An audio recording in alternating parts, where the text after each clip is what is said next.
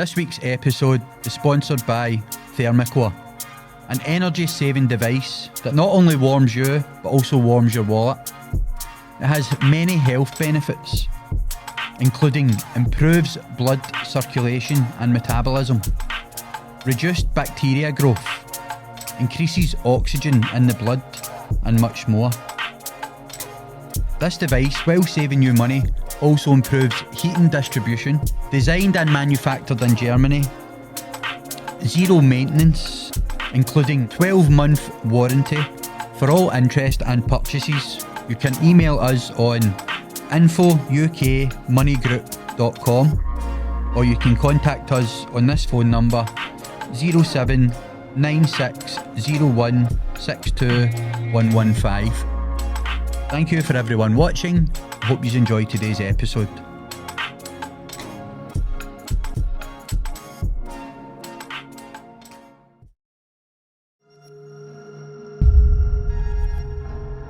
Twice intelligence services shut us down. He said, your name keeps getting mentioned and mentioned. He said, they're going to come for you. How dark did it get, John? Really dark, really, really dark.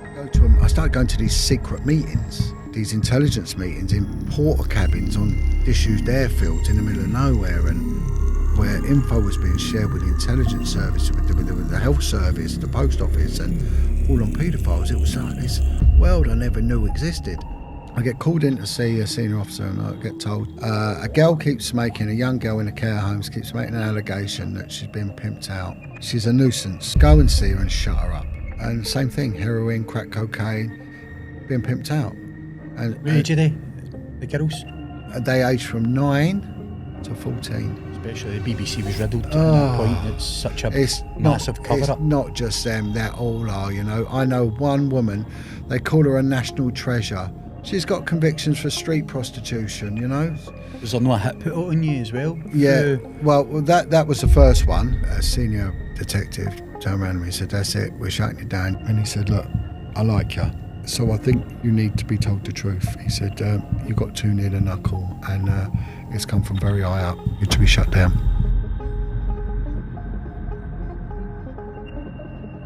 The legend himself, ex-Scotland Yard detective Jon Wedger, welcome to the show. Oh, it's an absolute pleasure, and thank you. He's had me swimming, sauna, steam room. Brilliant. Well looked after, John. Really, first time that's happened to me. 5-star service. Oh, I can't believe it. I'm relaxed. There was a thing about how the British used to elicit information during the war, whereas the Germans would torture people, and what the Brits would do, they would treat people nice, and they would ask them questions and give them a cup of tea and everything else, and then afterwards they would send the prisoners back to the general population into a room, but it was all recorded.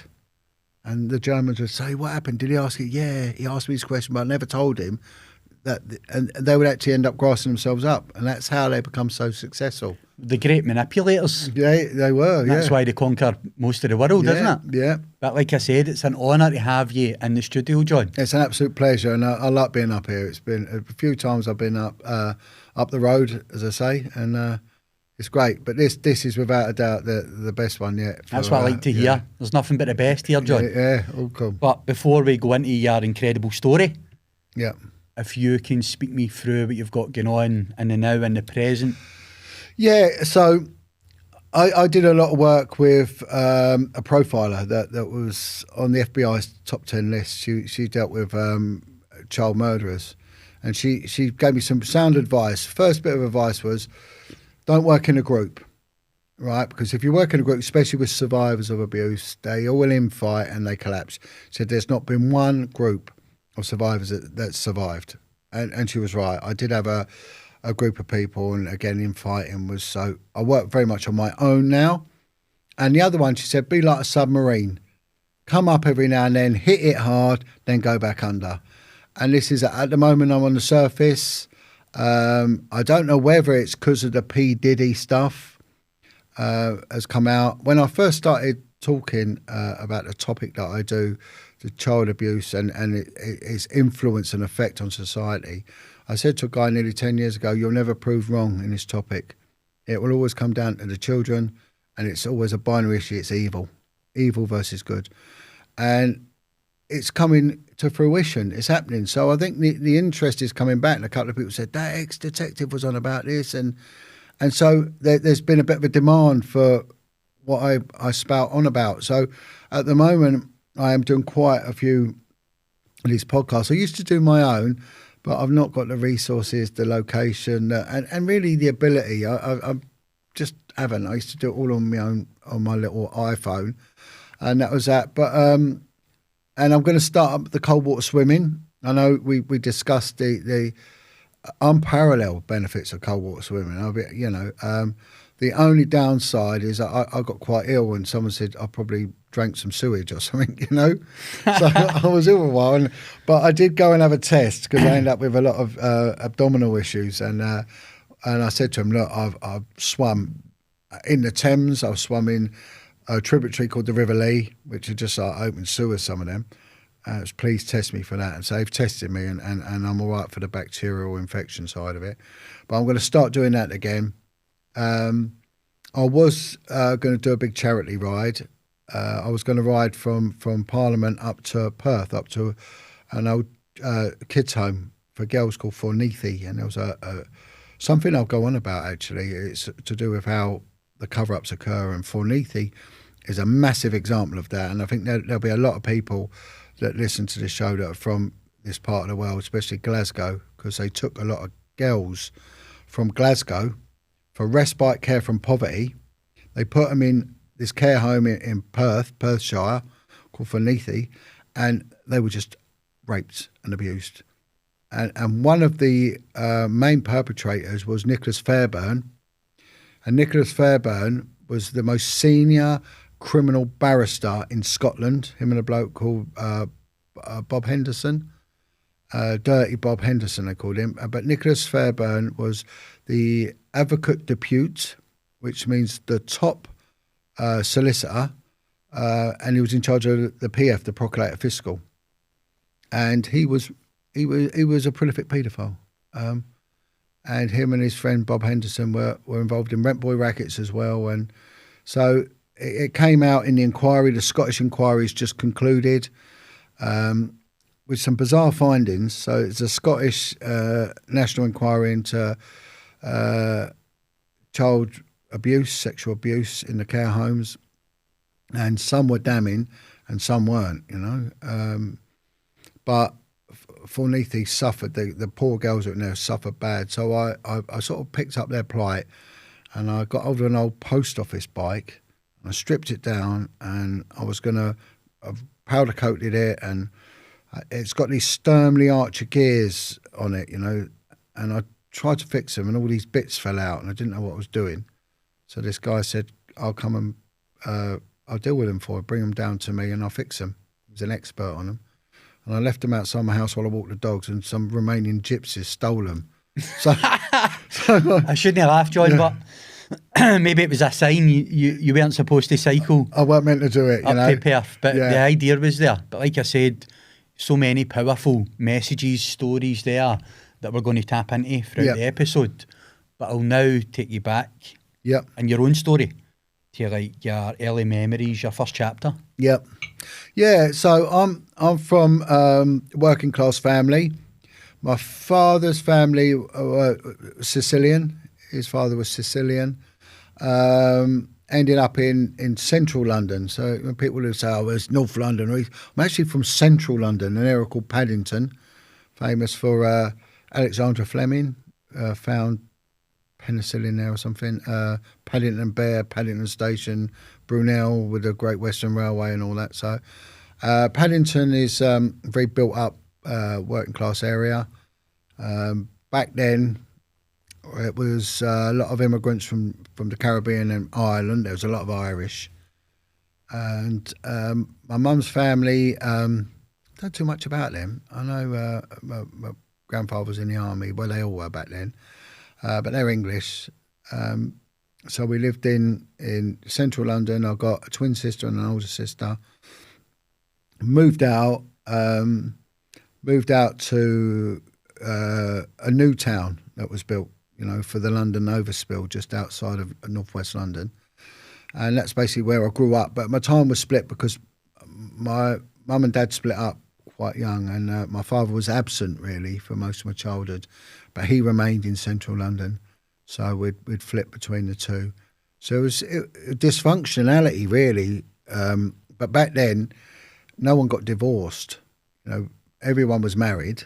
There's hardly any single parents back in the 70s. I was born in 1970.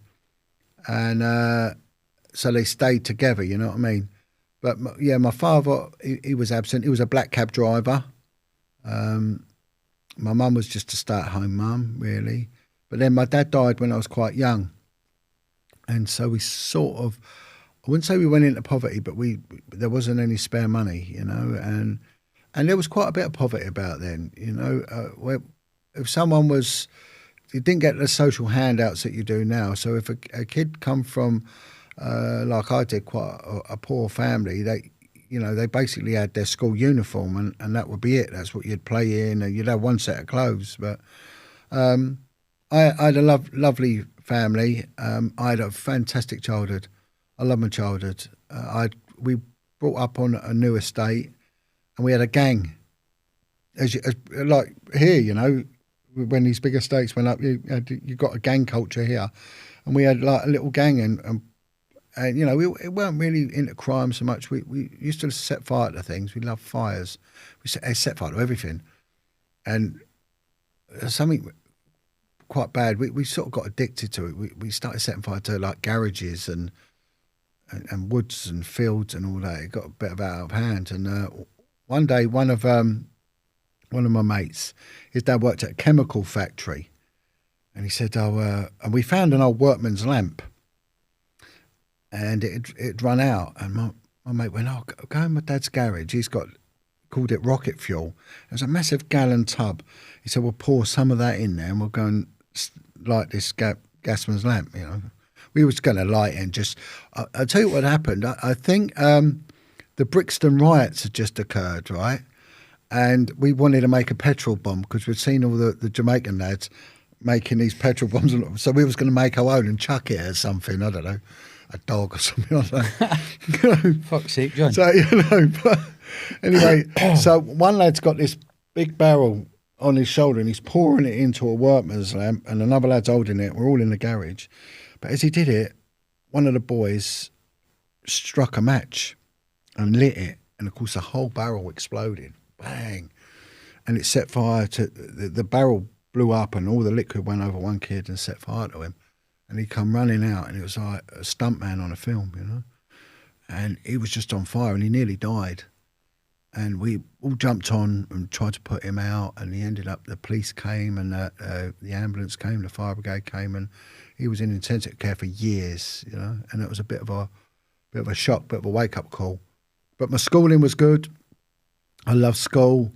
I went to Catholic school, brought up because of my family were, with the Italian influence, we was, I went to school. But the local school wasn't. It was more Church of England. And so I went to school, and there was a lot of Irish kids, and Spanish kids. There was a bit of a mix. But I loved it. I loved my school. Very strict. Secondary school, again, loved it. I just liked school. I just enjoyed it. I was always quite a popular kid. I was never a violent kid or anything like that. I used to love swimming. I was never really sporty as such, but I loved to swim. Moving into the teenage years then, yeah. Obviously, I know you said your father died when you were young. You then have the stepfather. Yeah, my stepfather come along in my sort of mid-teens, and my mum had met him, and this guy, he just started to appear. But he was everything my dad wasn't. See, my dad was... he was absent a lot. He never really did much. A bit lazy. I don't want to denigrate him because he wasn't a bad man. But whereas my stepdad he was 6'7". He was built like a door. He was massive, and he was from the country. He was a blacksmith farrier from a family of blacksmiths. But he was a builder. He was a sort of half traveller really, because he used to have a lot of horses and things like that. He had a farm. his own little farm. He could bricklay and everything, but he used to fight. One of his skills was he was a fighter. He used to do bare knuckle fighting, and he fought a guy called Gypsy Johnny Frankham, and he won, and he got some sort of title for that. And with that money, he bought his own house, and that was his claim to fame, that he fought the king of the gypsies and he won. And he was a very violent man. He was never violent to me. He would sort of torment me, really, but I found it quite funny. So he would make me climb trees. If he saw a bit of mistletoe in a tree, he'd make me climb up it to get it. And while I was up there, he'd throw stones at me. Fuck's sake. Yeah, and stuff like that, in the rain and things like that. And it made him laugh, but it also made me laugh. He electrocuted me once as well. He'd wired up an immersion tank, and he'd used a bit of old cord insulated electrical cable, and it was shorting out, and it made the whole plumbing system live. And he knew that because he got a massive shock off it. So he said to me, "Son, I'll teach you about plumbing," because he could do everything. You know, he could weld, he could plumb in, everything, electrics. And but if there was something old and scrappy, he'd use it. And of course, he'd shorted the wires out on the immersion tank, and I think that because the fuse kept blowing, he'd stuck an old screw in there in the fuse box. So it was like equivalent to a 1,000,000 amp fuse, you know. So it's like no matter what, it was constantly live. And he said, "Can you just test the immersion tank for leaks?" I was like, "How do I do that?" He said, "Well, first of all, you've got to get your hands wet. Get your hands nice and wet, and then just check round and feel if you can feel a leak." Of course, I've got wet hands now, and I've touched live electricity. Fuck's sake, John. He sent me through into the next room. He killed you? Yeah. And he just sat there with a cigarette in his mouth going, "Yeah, it hurts. I did that. It hurts, didn't it?" But he was good for me in many ways, you know. He used to make me drink because he was an alcoholic, you know. The truth be known, he was. And I think the fighting and the alcohol killed him, and the hard work. And he was just full on hard work. I know you told me that because I asked you, like, your teenage years into your early 20s, were they similar to everyone else's, like the party lifestyle, the drugs? Yeah. But he told you, keep away from that, become hardworking. Yeah. His work ethic was mental. He would never sleep, and he would just work constantly. And of course, it did kill him. He was a big, strong, hard man. He used to keep bees and things like that, beehives, and he used to get me. He didn't like getting stung, so he used to get me to do it. And of course, they'd sting me, and it was just mad. But he wouldn't let me go to nightclubs. He said, "No, they're full of dossers, they're full of junkies. You ain't doing that. You're better than that." He used to make me go exercising because I like my swimming. He went, "Go running, go swimming." He was always promoting me with the fitness all the time. But he was always getting arrested. And I wanted to change my life. I wanted to do something. I started off my life as a telephone engineer. I worked for British Telecom. I had an apprenticeship with them, external phones, when the big phone cables in the manholes I was working in now. And I used to cycle to work. I remember my work was 15 miles away. I used to cycle there. I used to work outside. In my lunch break, everyone used to go back and play snooker, and I used to go to the swimming pool and swim a mile. So I could swim a mile in just under 25 minutes, get changed and get back to pick up my mate.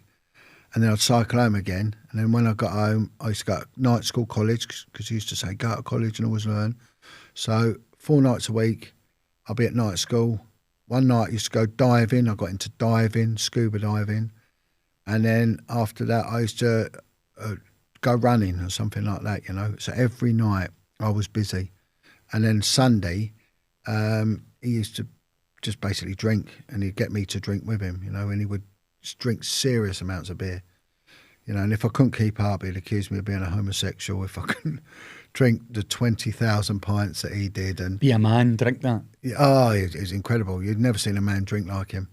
He wouldn't go to the bar and buy a pint. He'd buy himself 2, and he'd buy you 2. And of course, I'd keep up for about 6 pints, and then I'm done, I'm finished. But he would just go till he was unconscious. He was just off his head. But I can remember once he'd been in a fight, and he'd had a fight with 3 men, and they'd jumped him and stamped on his head, and his face was black, and they'd actually fractured his skull, and he'd broken his arm as well, and his teeth were all smashed in. So when you get these people saying they've had a fight and they look the same, when he'd have a fight, it was chaos. His knuckles would be broken, and he'd be cut, and he would just be damaged. And I remember looking at him, and it made me cry, because I thought he was brilliant. I loved him. I said, "Why'd you do that?" But I wasn't violent, and I hated the violence. I just hated violence. I said, "Why'd you do this to yourself?" And he said, I love it. I love it. I said, what is it? He said, "Look, if there ain't a fight, I have to start one. And then I see red, and I wake up and there's blood. Sometimes it's mine, sometimes it's theirs." But his mum had abused him. And he over time, he told me more and more about his childhood. And it was brutal. Absolutely. So it was my first insight into the child victim. And of course, he went on to become this monstrous fighting man, which eventually killed him. And it tormented him all his life. He was never at peace. And people would use him to collect money or to get caught in violence. And, before he died, he admitted to some things to me that what he'd got involved in, and I won't repeat them here now, but they're very serious crimes, very, very serious crimes. Do you say he had a good influence on you then? In a way. He had an influence in as much as he was highly intelligent. He had a phenomenal work ethic.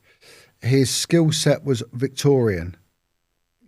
So when you watch these programs on the telly about with the Victorians, how they used to do things and that's how he would work. It was all with your hands, talent. It was unbelievable. But he toughened me up, and it might sound like it's a rough thing, but it actually wasn't. For me, I liked it. I really enjoyed it. I liked being outside, and it made me aware of my limits, or the fact that there are no limits in later life. Definitely when I joined the police, because he was a hard man. He was what you call a hard man.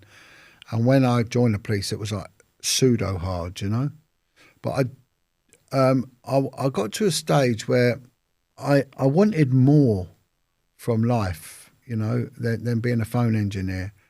I wanted some adventure. I wanted to do something with it. And so I thought I'd join the fire brigade. And he told me, "No, don't join them." But I'd already applied. And he said, no, they're a bunch of idiots. He said, if one goes to the toilet, they all go. He said, "No, they're idiots. They don't do anything." And I wanted to join them because I wanted to serve the government in somehow, to say that I served. And I didn't want to join the military because I went away for 2 days training with the army to see if I'd like it. And I hated it that much. I thought I would never, ever join the military because I cannot be told what to do. I hate group activities. Right? This is a crowd for me. So to be in a group, and especially when it comes to marching, when I was made to march, firstly, I can't march. I'm really rubbish at it, right? But secondly, when everyone's walking the same, this synchronized like line dancing, perfect, it made me feel sick. And I realized this is how easy it is to influence people. And it sounds sinister, but this is how the Nazis started. You can make everyone toe the line. And I hated that. Oh, I love my free thinking. I had the discipline because I was doing a lot of exercise when others were taking ease and doing coke and getting drunk and cycling and all that. I had a lot of so I know the fitness side of it was there. So it wasn't about the discipline for fitness. It was that need for people's need to be told what to do by idiots. Now, I'm a strange man. If I like someone, I'll come on to my policing life in a minute, but I've had some leaders in the police that have been so awesome. Well, 2 in fact. 2 out of all the governors I've had. I've had loads of governors, which is inspector level and above. that I'd follow them to the end, and that's only 2 out of the hundreds I've had, because the rest of them I had no respect for them. I thought they were shit. They were no good at what they did, and I was better than them. And in fact, I knew I was better than them. But when every now and then I come across someone who was good, I thought I would follow them to the end and show them just unparalleled loyalty, you know. So my sister, I got twin sisters. She was a fingerprint expert for the police. And I joined the fire brigade because they did a shift pattern which would allow me to go diving and swimming, right? Because I thought no one can take that away from me. I had to swim at least once, maybe twice a day. If I didn't, I would get really angry, you know.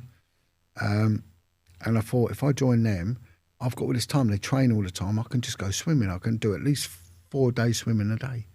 And that was my only reason for joining them. But my sister said, look, the police have sacked, the Met Police have sacked their diving team. So they're a diving team, and they've been caught selling their equipment. And they had some scam out in Thailand as well, where they were nicking equipment and sending it to Thailand to a dive school they'd opened, and they got caught out and they all got sacked. So they had no dive team, so they were recruiting and they needed divers.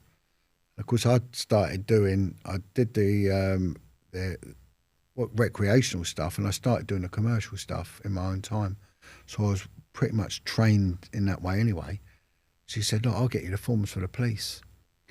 I'm not competing the two against each other, but the fire brigade was pretty easy to get in. The only thing with the fire brigade was that the physical selection was incredibly tough. And out of, I think, 20 people that went for it, only 2 of us passed it. It was a whole day of running and rolling out hoses and carrying each other, and it was hard work, you know. Whereas the police wasn't like that, but the police, when it comes to intellectual, it was far higher. So I passed both of them, you know, and I went away and did all their stuff, the physical, the aptitude, the medical, everything.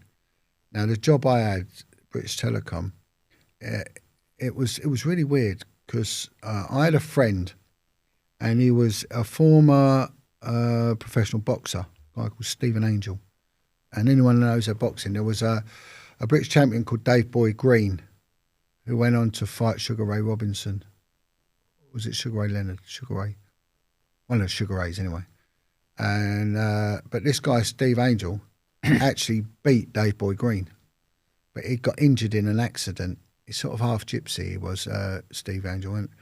And he took an overdose and tried to kill himself.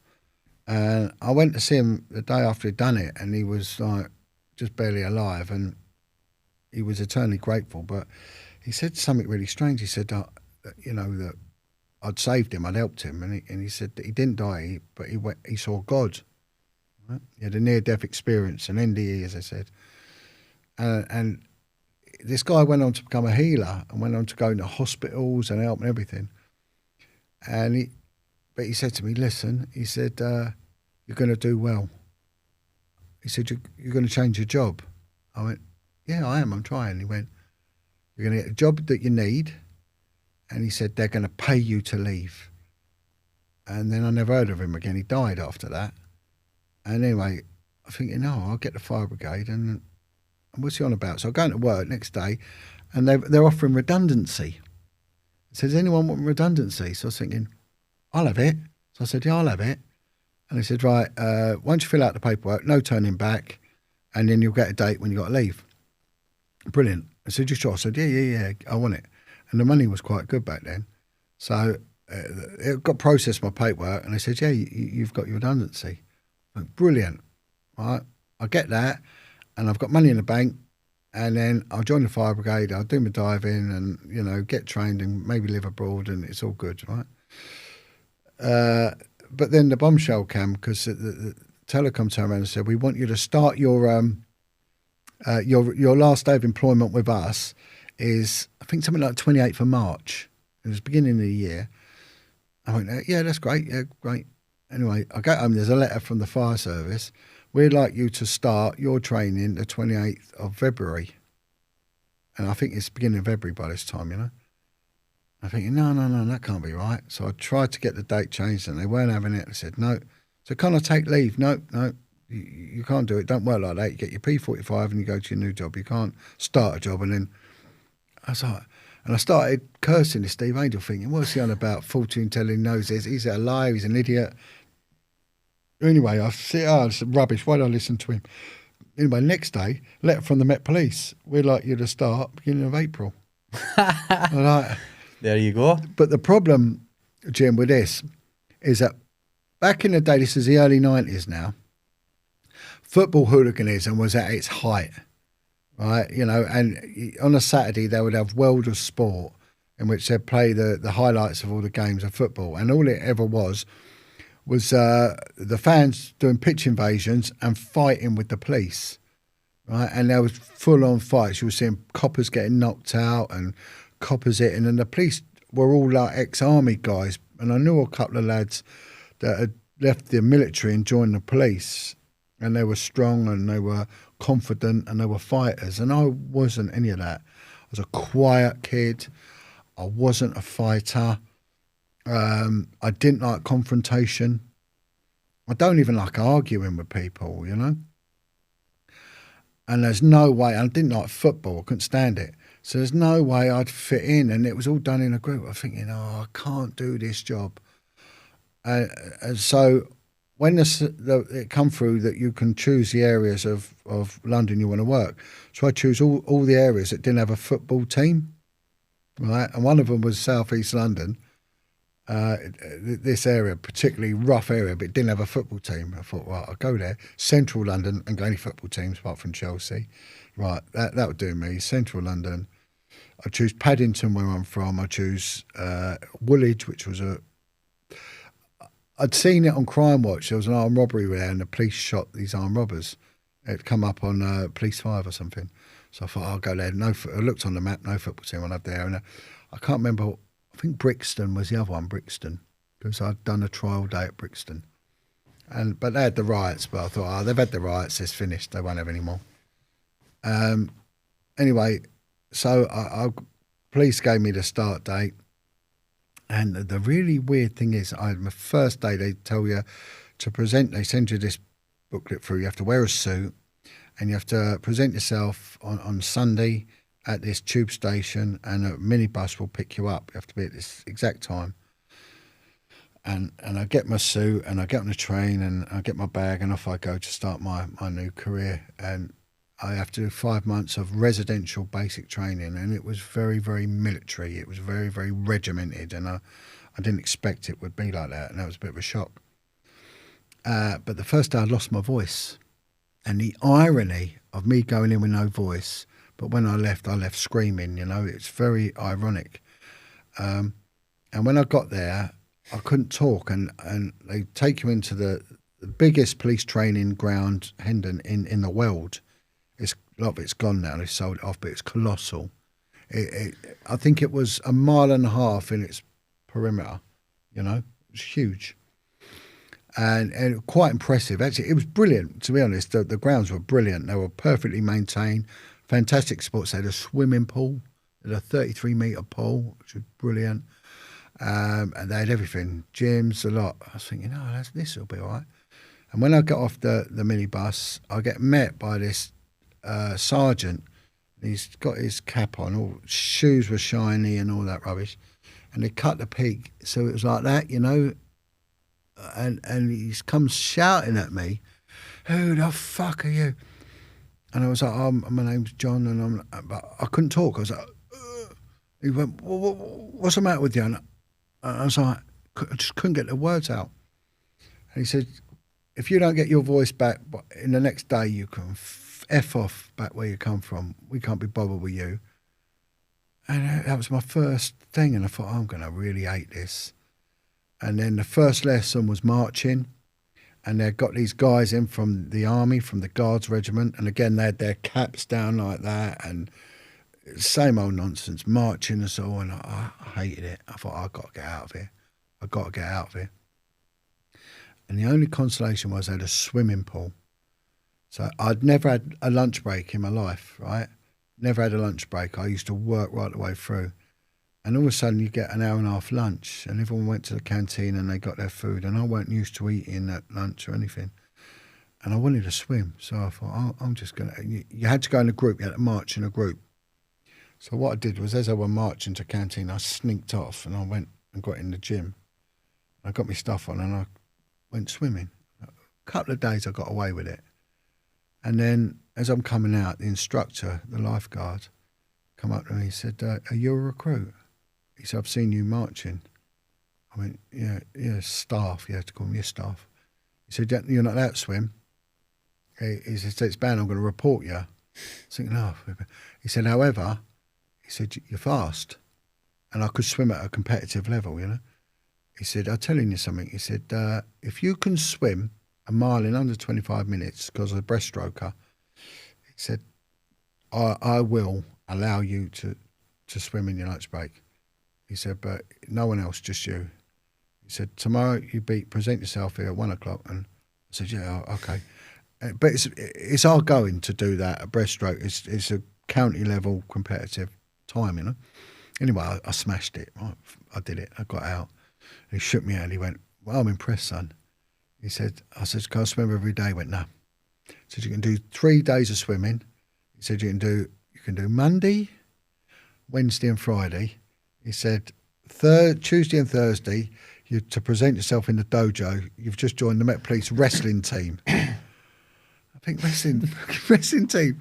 I was like, oh no. And so this is what happened on the Tuesday. I present myself in the dojo, and they gave me the thing to wear, and I started wrestling and taught me some wrestling. I turned out I was really good at it, and he said, "You've made the team." And so I was part of the Met Police amateur wrestling team, and he said, "This is going to save your life." And I really enjoyed it, you know. So I started wrestling. So the first contact sport I've ever done, and all that. And I started. My confidence was growing. And there was one of the instructors wanted to get rid of me, wanted to kick me out, but my marks were always very high. But they wanted to kick me out for attitude. So I kept smiling, kept smiling, and that was enough for him to try and get me back class and kicked out the police. How long was the training for again, John, before you qualified? 5 months. 5 months. 5 months. It's very intense. It's hard work, right? But I did get through it. I got through it. And then you pass out, and then off you go. And funny enough, there was an incident at my passing out parade because I got my stepdad to come, right? And he was worried because he was always wanted for something, and and all this. And he said, "They're not going to check my name, are they?" I went, "I don't think so." Anyway, but he was such a big guy, but I was no good at marching. So we did this marching thing. It's quite impressive, passing out parade, It's the same as the army do. They had the horses, a band, and we had to march and do all these different marching moves. But I was rubbish at it, right? And there was one lad, he was in the army, and his dad was in the army. I mean, his mum was in the army. They'd all come from the army. And because my marching was so shy, he laughed and mocked me as I marched past him. But what he didn't realise was that he'd done it, and stood behind him was my stepdad. My stepdad strangled him, grabbed him by the throat. Yeah, grabbed him by the throat. I said, "That's my boy. That's my boy." Grabbed him, yeah. It was a bit of an incident, Anyway, so I passed out and I went onto the streets. I got sent to South East London, and it was just like I come alive.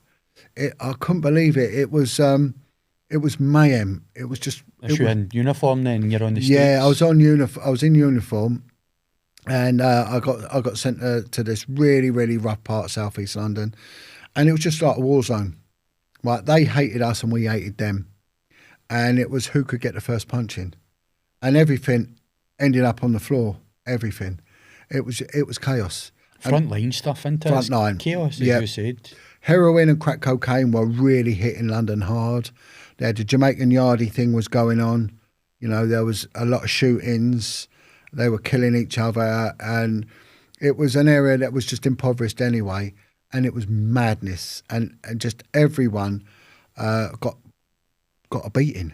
That's just how it was. Kind of the first acts of violence that you'd seen, quite heavy? Well, I worked with this one guy, and bullying was endemic in the police, right? So, as you knew, you got bullied, And that's just what happened, you know. So I was a new lad to this team. I was the first new lad they'd had in about a year, and just everyone tried to bully me, but it didn't work because there's nothing they could do to me. My stepdad hadn't done to me, you know. And he was a hard man, so no matter what they did, it didn't. It made no difference, you know, and it actually made me laugh. So they used to, for example, they got my locker one day and they turned it upside down. So when you opened it, you know, your door's on the other side, everything was on the floor, right? So, and that just made me laugh, right? And then one day they got my locker and they put it in the middle of the yard and shoved a hose in it and filled it full of water. And they said, 309 was my number. 309, can you come and there's an item of property in the backyard. Of course, it's my locker, and it's got a hose in it. Everything's full up, and you know, stuff like that. You know, it happens in all environments, even the police. You know, if no worse. Yeah. It was just how it was. It was, and you'd write your notes, and someone would walk along and just rip them up. And the other thing was, you had your hat with the little stainless steel crest on it, and someone would walk along. If you left it on the table, they'd get a truncheon and just clump it as hard as they could and smash it, you know, or you'd get a penis drawn in your book. So one day what they did was I got my evidence book, and how it used to work is whenever someone got nicked, right, usually there'd be a few of you that witnessed it, and the senior PC, the main one, would write the evidence, throw it down, and you all copied it. So you just copied his evidence. So it doesn't matter what you saw, you were told copy that. And then that's what you took to court. And it was always full of lies. It was just full of nonsense, you know. And people just got stitched up left, right and centre, you know. And I remember once you'd have to then go to Crown Court and you'd be asked to give evidence and your notes would be your original note. And then the prosecuting barrister would ask the judge, can the officer refer to his notes? He said, yes, you can. And then the CPS would bring over your notebook and you would then read out your evidence. Well, there was a case going, and what they'd done is they'd ripped out all the evidence, right, pages, and just drawn a massive cock in my book. So I get my evidence to read it out, and there's just this picture of a cock, and I just had to stand there and make it up. And had anyone have seen it, I'd have gone to prison. Like, but it was a picture of it, and of course they're all there laughing, you know.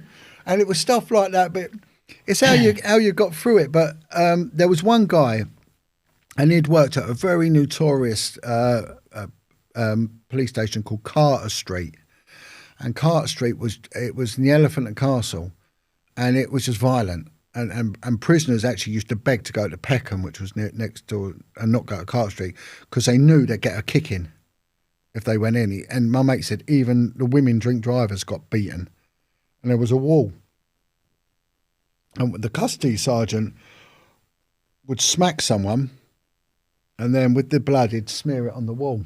So there was a bit of blood from every prisoner smeared on the wall. Some people, sometimes you didn't need to hit them because they were battered anyway, you know. It was just blood and just be smeared on the wall. And one woman, drink driver, come in and she was very posh and she complained. She said, this is appalling. I've never seen something so disgusting in my life, you know. I object to this. People's blood on the wall. And the custody sergeant got his hand and went bang in her face and went, yeah, yours now. And done her in the face, you know. Shut your mouth, you're in my... you know, crazy stuff went on. But it wasn't wholly unfair, you know. Usually those that were in there put themselves there, you know. It was But this one guy, he was called the Antichrist. That was his nickname, the Antichrist. And he had 666 written on his locker. And he said to me, son, he said, I've had a fight every day for 19 years. I ain't stopping now. And sure enough, he went out there and he just kicked the hell out of everyone. Oh man, I've seen a guy get his head smashed on a big metal grate on the floor in the middle of a road, bashed his head split open. I went to one domestic with this fella, and this guy had assaulted his wife, and the kids were there and all that. And we went in there and he just got his truncheon, and he actually had, and they banned them. We had this wooden hardwood truncheon. He actually had an ebony wooden truncheon, which had been drilled out and lead put in it. and they tried to ban them, but the old boys used to say, no, get rid of that. It's like being hit with a bit of cast iron, really. And in front of all his family, he went up and just smashed this bloke's head in his own front room. Bang, bloke went down, blood everywhere, kids crying. He went me, drag him out, chuck him in the car, you know. There was some crazy. One night, we're out, but there were some brilliant coppers. It wasn't just brutality. There was some real good street coppers, and they've lost that now. They've gone. The likes of these people, we don't see anymore, you know. They knew the area, they knew the manner, they knew the faces, they knew who was wanted and who was at it. They were just brilliant. And they amazed me. And there was one guy, even the criminals wouldn't run from him. They would not run. They would stop when they knew he was there, because he would catch them, and if he made them run, he would beat them, and he could fight, you know. But he was a fair man, and he would say, "You get a chance to stop, no beating." And anyway, I'm with him one night, and there was two guys in a minicab. So a lot of criminals went about in minicabs back then, and he said, one on one side's wanted, the other one, I don't think he is. He said, we're going to pull him over. You talk to the wanted one, his name's so-and-so. I'll talk to the other one. So I get this guy out, and I said, oh, can I have your name, please? And he gave me this different name. I was like, oh, right. You sure it's your name? He went, yeah. I said, okay. I said, you ever been arrested before? Yeah, years ago. And he's giving me this false name. And he said, look, check me out. Write my name down, son. Check me out on your little radio, and you'll find I'm known, but I'm not wanted. I went, oh, okay then. I was naive, you know. So he's given me this rubbish name, and as I've gone to go on the radio, he's just headbutted me, bang, straight in my face, right? And I've gone down, and he's laid the boot in, and his mate has then attacked my friend, right? Of course, my friend's just taking this guy apart, you know. His mate, you know, my colleague's just ruined his fella.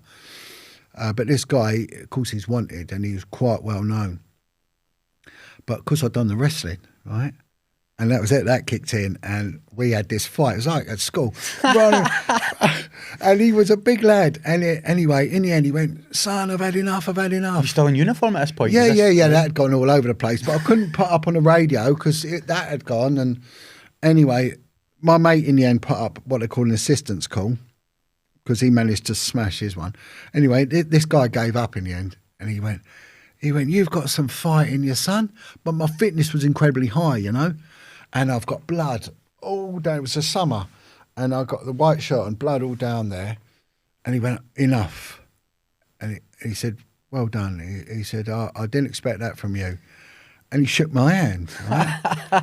Anyway, the cab driver must have been. The cab driver. I think, what's going on? Anyway, the assistance call went up. Back then, the van was an old Sherpa van, like the postman used to have. And they, you know, if you got put in the back of that, it wasn't a good place to be, you know. It's just like a gully. Now they got a seat and they got a cage. Back then it was a gully, and bad things went on in back then van. I remember one night duty, my job was to hose the blood out, because at the end of the night they'd be covered in blood, you know. And so they throw this guy in the back of this van, the one I've nicked, and I've gone back in the car with my friend, and I said, we'll meet you at the back. And they were called up from a welcoming committee. And what that meant, if someone was a bit lively, when they got to nick, there would be like 2 lines of coppers, and the back door would be opened, the person would be kicked out, and then they'd have to run the gauntlet into the custody door, and they would be getting it, you know, bang, smack, you know, like the welcoming committees. Welcoming committee, yeah. Oh, yeah. So fuck's sake, John. They put up a welcoming committee for this guy. Anyway, I've gone in, and the custody sergeant hated my guts. And he just didn't want me in the police. He did everything to get. There's loads. It's in my book. There's quite a lot goes in the crazy stuff I got caught up in. Anyway, so I go in there, and he starts shouting at me in front of the prisoner, which is a no-no. You know, you don't do that. What's he been arrested for? What act and section? Well, I didn't know. I just knew that he was wanted. I didn't even know what for or anything. And he's just belittling me. And then, but I'm covered in blood. He went, why have you got blood everywhere? And I went, well, me and him had a fight. And he's had, and he's nodding. He's going, yeah, it was a good fight as well, you know. And he's patting me on the back. You done going, well, him. Yeah, he's like that. And he said, you've got a good one here, Sarge. You got a good one here. And he went, I said, but it's all right. We sorted it out. He went, it doesn't work like that. Go and get a shower, new shirt, back here 5 minutes. right? I was like, okay. So off I went, and I went down, and I got showered, new shirt, got back. And when I got back, I got a guy, throws his evidence book at me, copy that. All right, and I'm copying it. Well, it was nothing like, It's all lies. and some. And then the next thing, an ambulance turns up, and I think, where's my prisoner? And what they've done, they brutalised him, bust his arm, everything, and he's off to hospital. The case goes before the court, before the magistrate's court, and my colleague goes up, gives his evidence, and this guy's sat in that. He's just sat there with his arm in plaster and all that, like that. And then they call me up, and he just shakes his head, and then he's asked to give his side of it, you know. And he said, before I say anything, right, you're going to have me anyway. I was wanted, and that's that. And I did try and get a bit lively. He said, but when they employed that lad, and when he fought me like a man, I thought you lot had changed. He said, I was actually proud for your force, right? He said, son, now you stand here, you're like the rest of them. You're a pig. He said, God help you. He said, I genuinely had hopes for you, right? Anyway, that sort of goes by the way. I felt ashamed, a bit embarrassed, but that's just how it was. It was a couple of months later, and I started seeing a girl that's on the ground, which is a bit of a no-no, and it turns out her dad's inside for murder and all this. Oh, it's a nightmare. So I'm seeing a girl that lives on the ground, and you can't do that. It's dangerous, in fact. What do you mean lives on the ground? Lives on the area that you're working. Right, okay. Right, and I'm working in a very dangerous area anyway. So one night, I want a cup of tea. She's got some tea bags but no milk. So I decided to go to the all-night garage. And back then there weren't many all-night garages. So I go to this all-night garage, and as I go in, this lad, he's there, the guy that's been put away, just been released from Belmarsh prison, you know. He's with his mates, and they're on a night out, you know, and they've gone to buy some big Rizzlers and all the rest. And I buy them it as I turn around, he's there. And he gets this knife and he shoves it straight in my throat.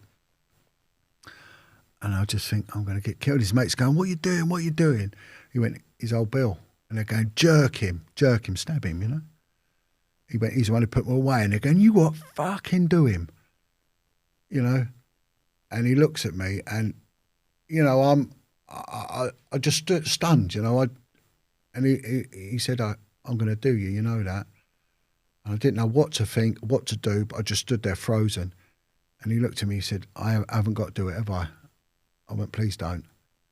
And then he grabbed hold of me and he said, there's something different about you. He said, change, do not be like them. And his mates are going, stab him, stab him. He went, nah, I ain't gonna. He went, son, you've had a result. He said, but I've done time because of you. He said, you couldn't have done it. And he said, you learn your lesson. And there was this wave of humanity and compassion come out of him. I don't know where it come from, because he was a dangerous, horrible, junkie, violent man. And he changed me. It's really, my book's called Ironic, and it's the irony of the situation, you know, the irony of the situation.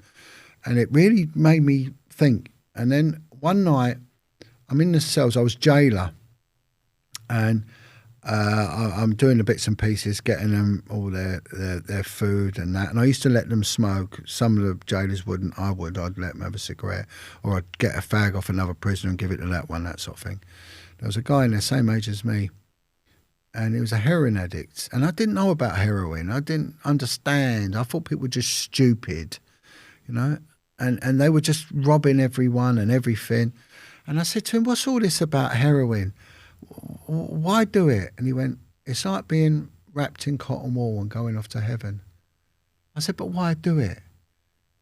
He said, son, if you'd have had my life, we were the same age, you'd be doing it. I went, what do you mean? He said, I was in a children's home.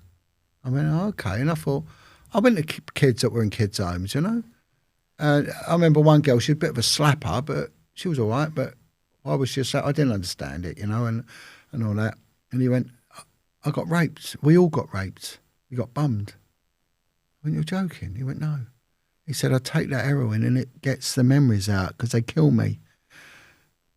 And I sat there and I said, come and have a cigarette. And I started smoking, you know, because I was told use the cigarettes to get information out of people, you know. And I took him and I just sat down and had this long chat with him, you know. And he gave me a big hug, this guy, and he said, you know, this is where the problem is, you know that. And the child protection units that would have dealt with that, they gave you no training on child abuse when you were joined, right? And they were, the child protection units were just staffed by lactating mums that returned from maternity leave. It was a woman's job. That's how it was seen. But they were dealing with attempted murder and rape of children, right? And it weren't seen as a macho thing. So no men went into it back then. And you got a 10-minute lesson on it, on child abuse, on indecent assaults and rapes of children. You got a 3-day lesson on diversity. We had a Rastafarian spent a day with us teaching us handshakes in the ghetto, right? How to do all this rubbish and, you know, and if you're working in Brixton, how you've got to approach one of the brothers and all, and that stuff, which, okay, there might be some merits to it or whatever, but it's got nothing to do with policing, and it should not take up a day of your lesson. 3 days on dealing with dangerous dogs, whereas child abuse got 10 minutes. Right? And you won't be dealing with it anyway. They've got women that come in and do it, and that's its attitude towards it. But I got in quite a bit of trouble. The father of the girl I was seeing, I got her pregnant. He got out of prison. He was in prison for murder. He was actually cousin to Boy George, you know, the singer.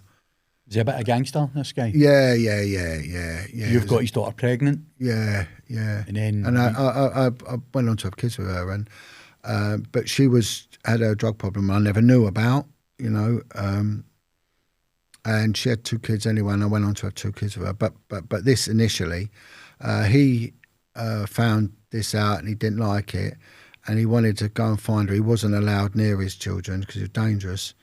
And he took a sawn-off shotgun into a housing office and started shouting my name about. So when I find that copper Wedger, I'm going to shoot him and blast him.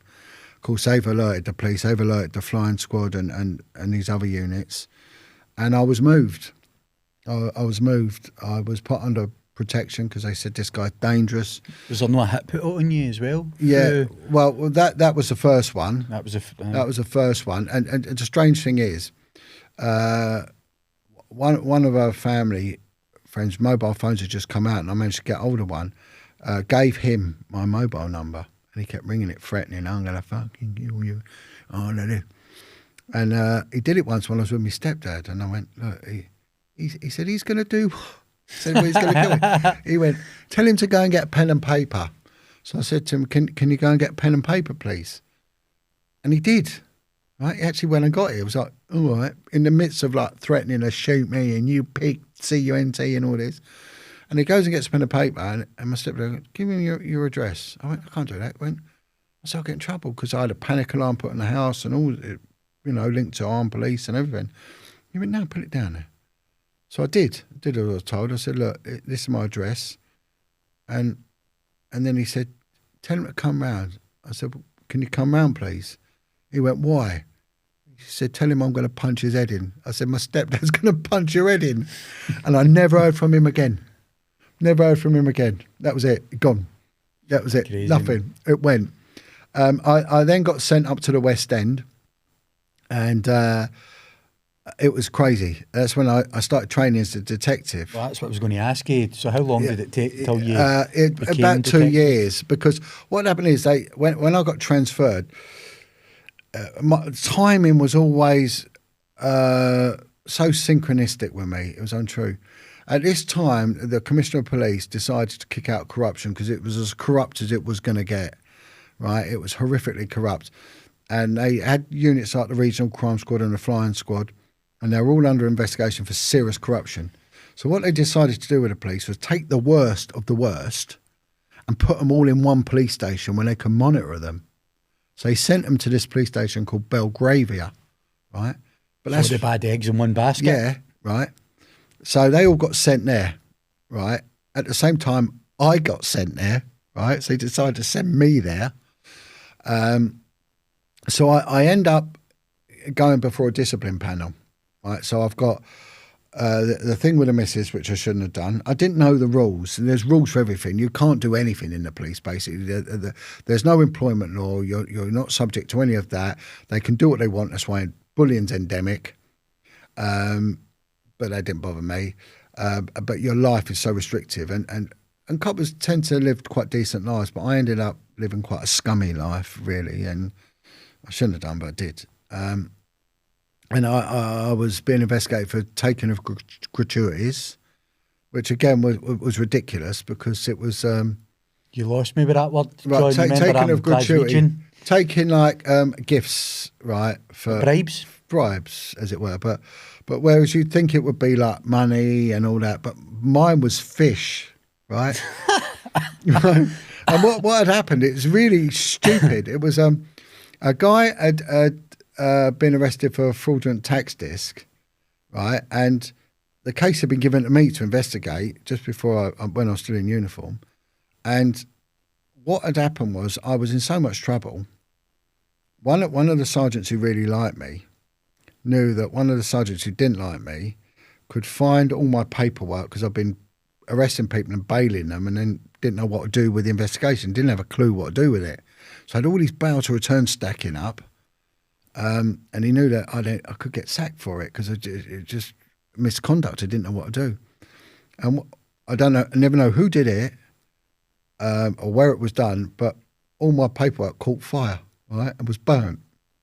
So all these files went, right? So people were coming back on bail and there was just no paperwork. It was gone, right? I was like, and it sort of had to be squared away. Well, this thing with the tax disc, it got squared away, right? Because there was no paper, there was nothing. But this guy thought I'd done him a favour. So he comes back on bail and I said, look, it's all been dealt with. And he works as a fishmonger at the big Billingsgate Fish Market in London. And he thought, what a good lad, good effort. So he used to come in on his way home from work and drop off fish at the Nick for PC Wedger, So I come into work and there'd be like a salmon or there'd be like a load of fillets and what was I going to do with it? But this cop, the Antichrist, he used to eat food out of the bin. So he said, I'll have it. Whatever fish he brings in, I'll have it. So whenever this fish was coming in, he was feeding his whole family all this fresh fish, But what happened is a guy, the fishmonger, got arrested for drink driving.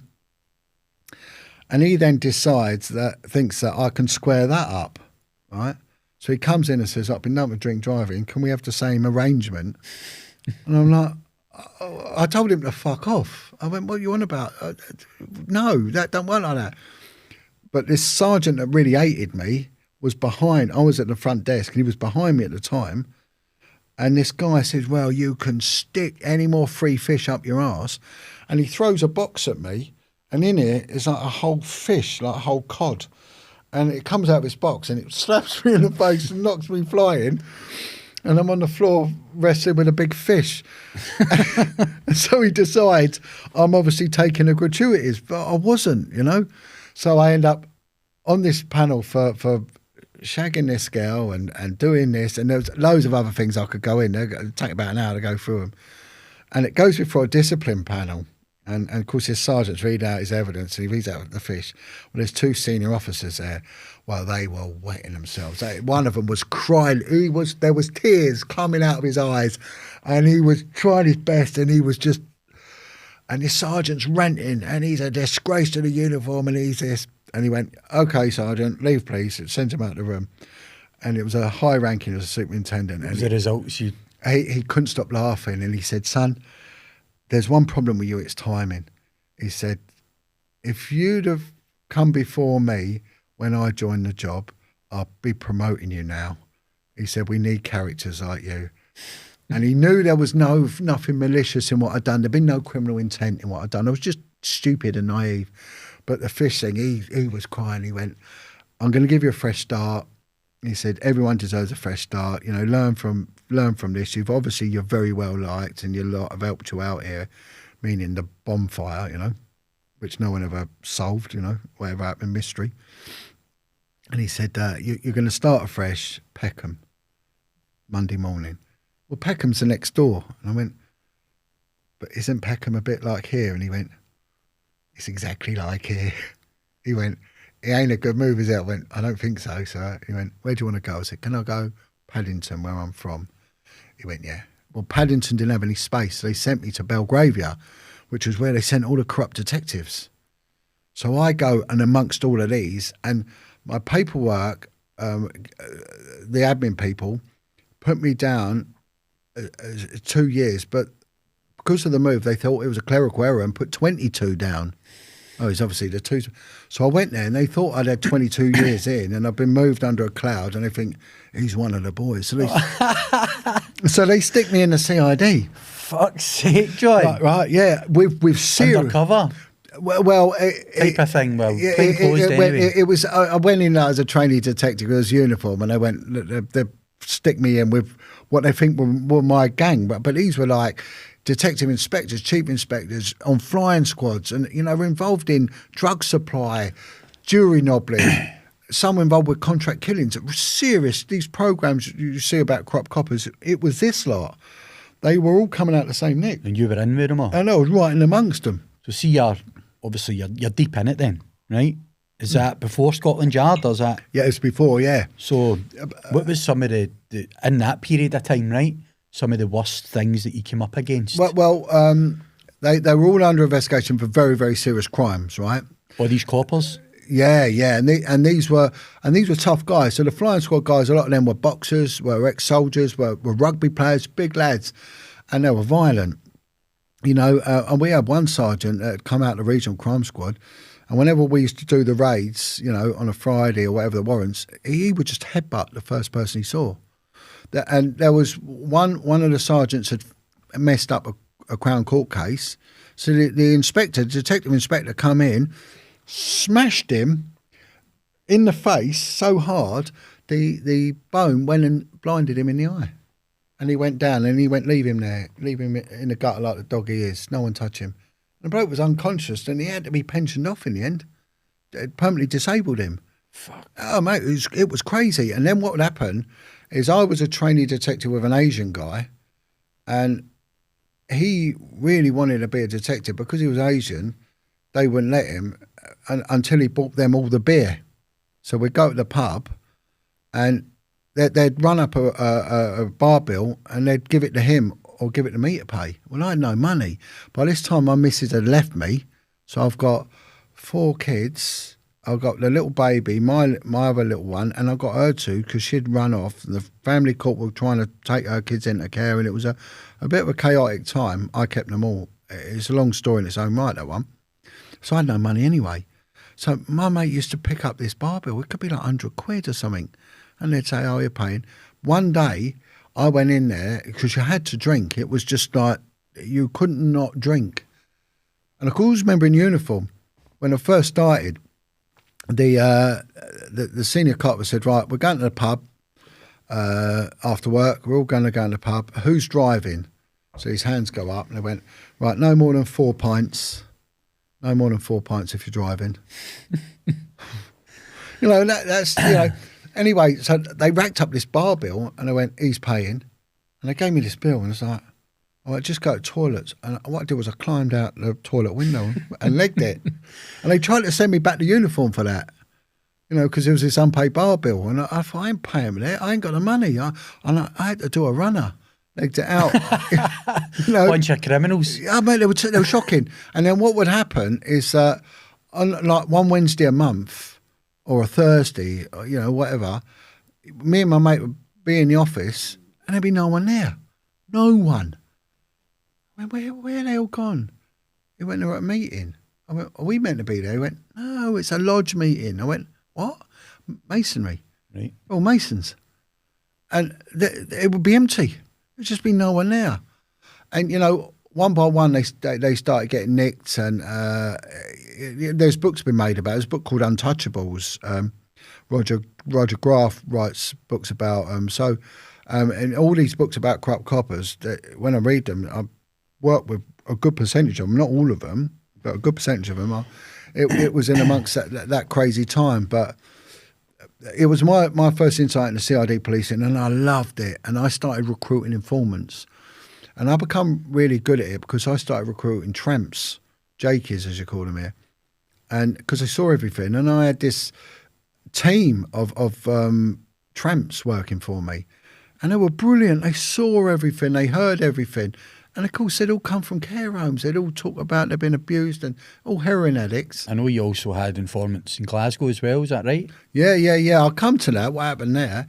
And then what happened was the application came out for the River Police, where the diving unit is, and they worked this really good shift pattern. So I put in for it, and it was a very tough job. 2,000 people were put in for one place there, because it was a really good job to have. And it was at the oldest police station in the world, in Wapping, right on the River Thames. And you basically police the river, and nothing happens really on there. But I got the job. And it was so handy for me with the kids. My mum was helping me with the children. The shift pattern was just brilliant. So I left the detective side and went to work back in uniform on the river. And I just got really busy again. And I teamed up with a guy, an incredible lad. He joined with me, and he was a former Special Forces guy. And he was brilliant. And they're actually making a film about this fella, Now he's, I think it's called Me and Death or something. He's been involved in quite a few deaths, I think. But he was great. And we had this formidable little team, and we were really clearing up, nicking people. And there was an intelligence office there, right? And not much really happened, and they didn't really want to do any work there. But they wouldn't get in your way if you did. They were very old school, but they were quite fair. And I'm walking past the intelligence office once, and I get this shout, "Oi, Wedger, get in." And there's a sergeant there, was a proper old school detective sergeant, and he was given this job to look at the intelligence on the river. He went, "You need to sit down." He said, "Shut the door. No one needs to hear this." He said, "What are you doing here?" I said, "Well, it suits me." He said, "Yeah, I know your circumstances." He said, "Do you want to get out of here?" And I went, "No, I can't." He said, "Listen, if I make you an offer where you still get home for your kids, but I need you, will you take it?" And I went, "Yeah, all right, what is it?" He said, "You can't say nothing. It's very covert, very secret, right?" He said, "We have to have an agreement here." He said, "But you'll still be operating from here, but I'm ghosting you away from all of this." He said, I want you to get seconded to the paedophile unit." I went, "Wow." I said, "Okay." He said, "You ever dealt with them before?" I went, No. He said, "Right." He said, "There's rumours coming from the prison system that there's paedophiles gone to live on the river, on canal boats. A loophole has appeared in the law. We don't know what it is, but there's two. We know there's two on the river. It's come from very high up that we got to look at this. The government needs to know how many paedophiles we've got on the water. We've got two that we know about." He said, "Look, if I give you a month, can you find me another two?" I went, "I don't. How?" And he went, "Whatever you need, you'll get." I said, "Okay." I said, "Can I have a bike, push bike?" He went, Yeah. So he got me a push bike, and he said, and to ride a bike on the canal, you've got to have a bell and a licence. And I think it was the only one in the country who actually had a licence to ride a push bike on the canal. And it had a little bell on it and all that. And I said, I've got a bit of an idea. So I had this idea of just cycling up as a home beat officer for the canals and talking to them. And I started putting on talks with the canal community and asking them what their crime concerns were. And their crime concerns were people throwing stones at their boats and people nicking their bikes. And I said, I'll deal with that, but I need your names, because they had no proper register of who lived on there. So I said, if you've got to give me your name and I'll put you in my thing. And if I find your bikes, I can return them. And anyone throwing stones, I'll go and nick them for you. And of course, they started giving me their names and I was checking them out. Well, within a month, I found 90 paedophiles on the canals. 90? 90, yeah. So I fed it back. And it just, oh wow, it was like Scotland Yard paedophile unit went through, they were ecstatic. And they're like, keep going, right? Keep going. This boy's got to keep doing it. And it just grew and it grew. I ended up with my own analyst. Then it went to a national level. So I started doing it nationally. So I started doing then with the National Crime Squad. And then from there, and I started recruiting informants and all that.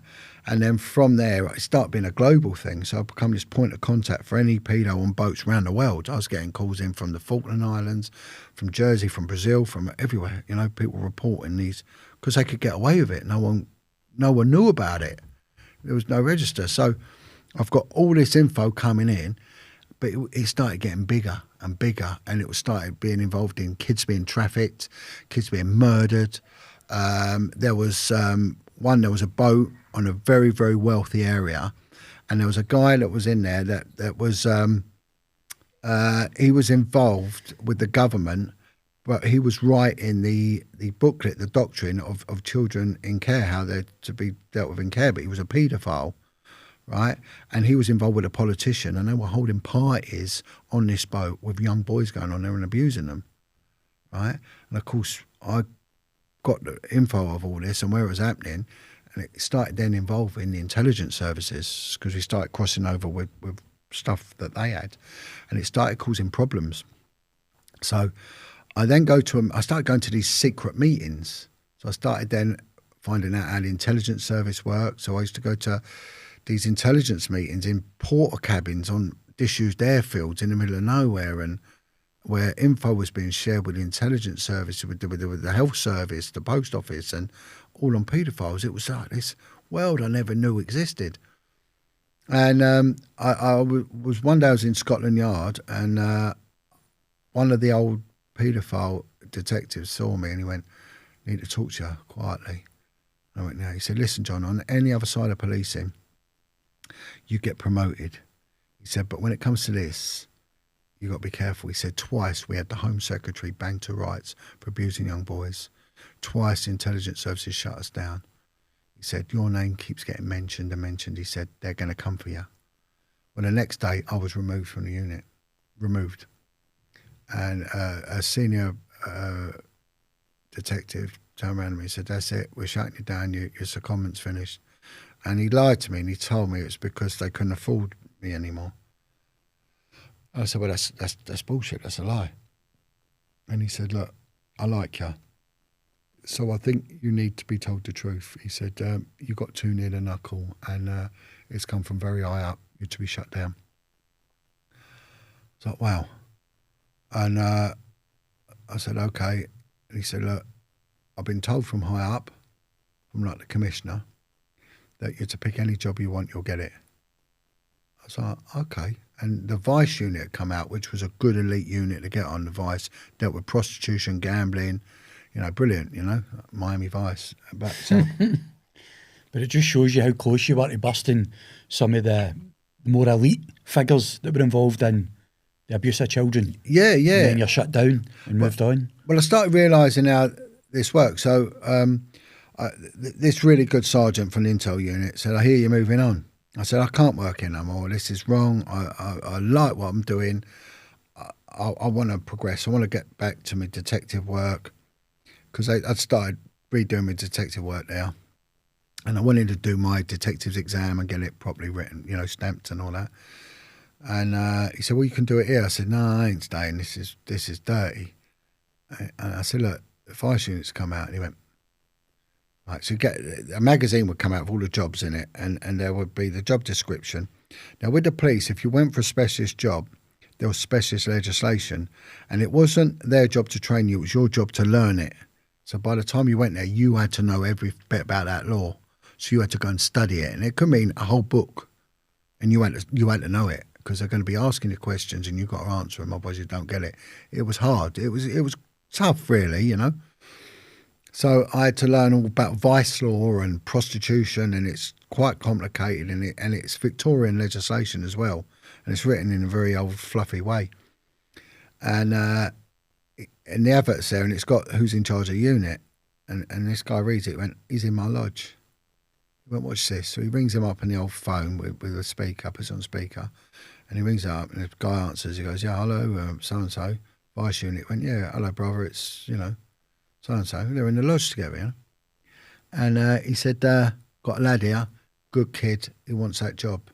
I sponsor him." And he went, Okay, pen and paper there. Yeah, he gave me every single question I'm going to be asked and every single answer. There's about 20 of them. He said, if he does all them, he's got it. And of course I did, you know. And that's how it works, right? This is how the world works. As unfair as it is, that's how it works. So I get the vice unit, I turn up, and it was crazy, and it was mainly to do with street prostitution.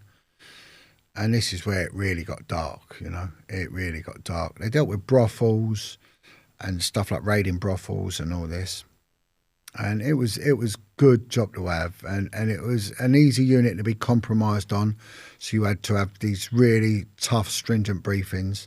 If anyone, we weren't allowed in nightclubs, I wasn't allowed in casinos, I wasn't allowed in saunas, nothing, you know. And if you're caught anywhere with a late licence or a brothel, that was it. You're gone. You're finished. How dark did it get, John? Really dark, really, really dark. So we're out one night on vice patrols, and there's a big difference between the brothels and the street prostitutes, right? People think they're the same, they ain't. The brothels, these are, I never liked, I had no respect actually for the girls who worked in the brothels because they didn't pay any tax, and a lot of them were liars because they didn't tell anyone what they were doing. They used to tell their partners. One woman, she just got married. She told her husband she was a hairdresser. And every day she's going to work and doing that, you know. And bringing all that home, and it's like, yeah, it was horrible. It made me feel sick. That's fucking crazy. And I said, why'd you do it? She went, pays for my kids to go to private school. She said, and her husband thinks he's got something, a sanctity there. And anyway, it was horrible. It didn't feel right. But you've probably had this experience with speaking to people that work in like prostitution and that. I've spoke to them as well. Yeah. We're doing the homeless work. And they say a lot of the time they don't have any feelings for it, so they just switch off and they get used to it, so they convince themselves. But that must be just trauma after trauma. Well, I've never equated the brothel girls with trauma. The street girls I did. They all came from child abuse, all of them. And they were all heroin addicts, and there was an honesty in them. And I started working them as informants. Again, I was one of the very few that was recruiting informants. I was taught by a really good DS, and he taught me the importance of informants, and that was my secret, my success, informants. I didn't have to do all the heavy work. I just go to them, they'll tell me where it is. And no one else was doing it, and I was. And so I got quite a few of them girls working for me. And they used to say, look, a lot of the punters, they want young kids. And some of the girls are supplying their kids to these punters. And then one day I'm out and I find one of these girls, right? And she was 13, 14 years old, but she was very little. And she was on heroin, crack cocaine. She had hepatitis B, she had tuberculosis, contagious tuberculosis. She had AIDS, and she's on heroin, crack, 13 years old on the street. And I pick her up and I put her in the car, not to arrest her, but to take her to a place of safety. And I put it up on the radio. I tell my boss and say, look, I'm taking the car off the road, bringing her in. And they went, no, get rid of her. And the reason I had to throw her back out in the street, I kept her. But the reason I want me to throw her back out in the street to be raped was that she had scabies, and she would then infest the car and infest the room I was taking her to. 14-year-old girl. So that's a compassion there for these kids. I then get this call. I get called in to see a senior officer, and I get told a young girl in a care home keeps making an allegation that she's been pimped out by one of the street girls, one of the prostitutes. And she keeps making this allegation. She's made it 3 times in care. She's a nuisance. We want to get rid of her. Just go and see her and shut her up. So I get sent all the way from London out to a place called Cambridge. And I go and see this girl in a secure unit. And she's tiny. Honestly, she's really little. And she's angry. She's 13, 14, again, same age. 13, 14, she's angry, she hates the police, and she's aggressive. But what I used to do was I just sit there and just draw. I'm good at drawing. And I started just drawing silly pictures of animals, and she keeps looking, so I threw her a pen and gave her bit of paper, and she started, and we just started talking. She said, "I'm not lying, you know." And I said, "I didn't think it was." She said, "It ain't just me, there's others." I said, "How many?" She said, "Loads, John." I said, "What are they doing?" She said, "It's run by this woman called Foxy. Police knew about this woman. I knew this woman. She was a prostitute, but she was in with the police. She would flirt with the police, and there was rumours there was a few coppers shagging her, street prostitute, and she was pimping these girls out." And she said, "They keep saying I'm a liar. I'm not." I said, "Listen, I need to interview you properly." She said, "I'll do anything." I said, "Okay." I said, "Stay here, don't run away, and we'll be back." So I went back and I said, "I'm going to investigate it." He went crazy, right? Anyway, got her, we interviewed her. She was brilliant. She gave me the name of another girl, went to see this other girl, smaller than her, younger than her, and same thing, heroin, crack cocaine, being pimped out. And What age are they, the girls? they aged from 9 to 14. 9-year-old. You imagine a 9-year-old girl, all on heroin, all on crack cocaine, all in the care system, all of them. And they were being taken in the mornings to a crack house and passed around, all the smackheads and crackheads. If anyone's ever been in a crack house, these aren't clean places. Everyone in there is diseased to the hilt. They're dirty, smelly, horrible places with needles and just trash, you know. The detritus of human society are in there. And I'm not denigrating anyone who's in that world, but if you are, you know what I'm on about. They ain't the place for a child. And the kid will be swapped for 10 rocks. From there, they'll be taken to hotels and traded out to like transient construction workers. So there was an area where all the builders and the bricklayers, the carpenters, the electricians that would come to London for work were chaining these hotels, and they were shagging these little girls, right? And then from there, they were taken to posh restaurants where they would be traded for £2,000 an hour. And they started, in the end, we went from 2 to 3 to 4, up to 36 kids very quickly. One boy, he was in the latter stages of AIDS. He was down to something like 5 stone in weight. He had abscesses all up his anal tract, and he was still being pimped out. And the social services knew about him, and the police knew about this, right? But the kids said the same thing. They said there's a copper involved, and there was. There's a judge involved, and there was. And there's someone involved in the BBC, and there was. And the police all knew about it, and they did. So I put everything together in a report, and I submitted it. And what happened then was within about an hour of it going in, I was pulled before 2 senior officers and just attacked, you know. And one of them, he turned around to me and said, he went on to become one of the UK's most senior officers, and he said, "What you've exposed is going to F us, past, present and future. It cannot and will not ever get out. This must never get out. If it does, you lose your home, your job and your children. And I know you've got kids on your own. Everything will be thrown away." He said, "You're a good kid. I like you. You've got a good reputation. But you'll be thrown to the wolves. You've no understanding what you're dealing with. You're back up now." Of course, I was in panic, you know. And I was off the unit. Boom. So in a very short period of time, twice this has now happened.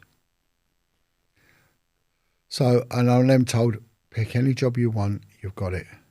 Again, how does that work? So I then move on to the child protection unit.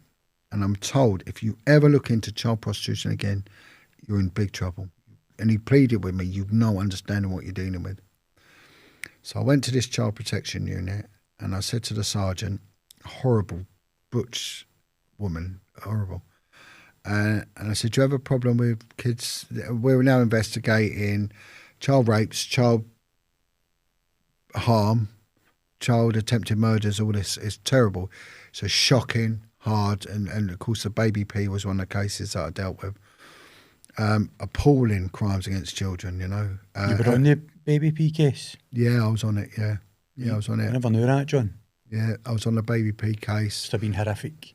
awful. I don't want to ask too many It, details. it was about it to be was honest. the biggest failing was on the side of the police, and it never came out. It was a big cover up.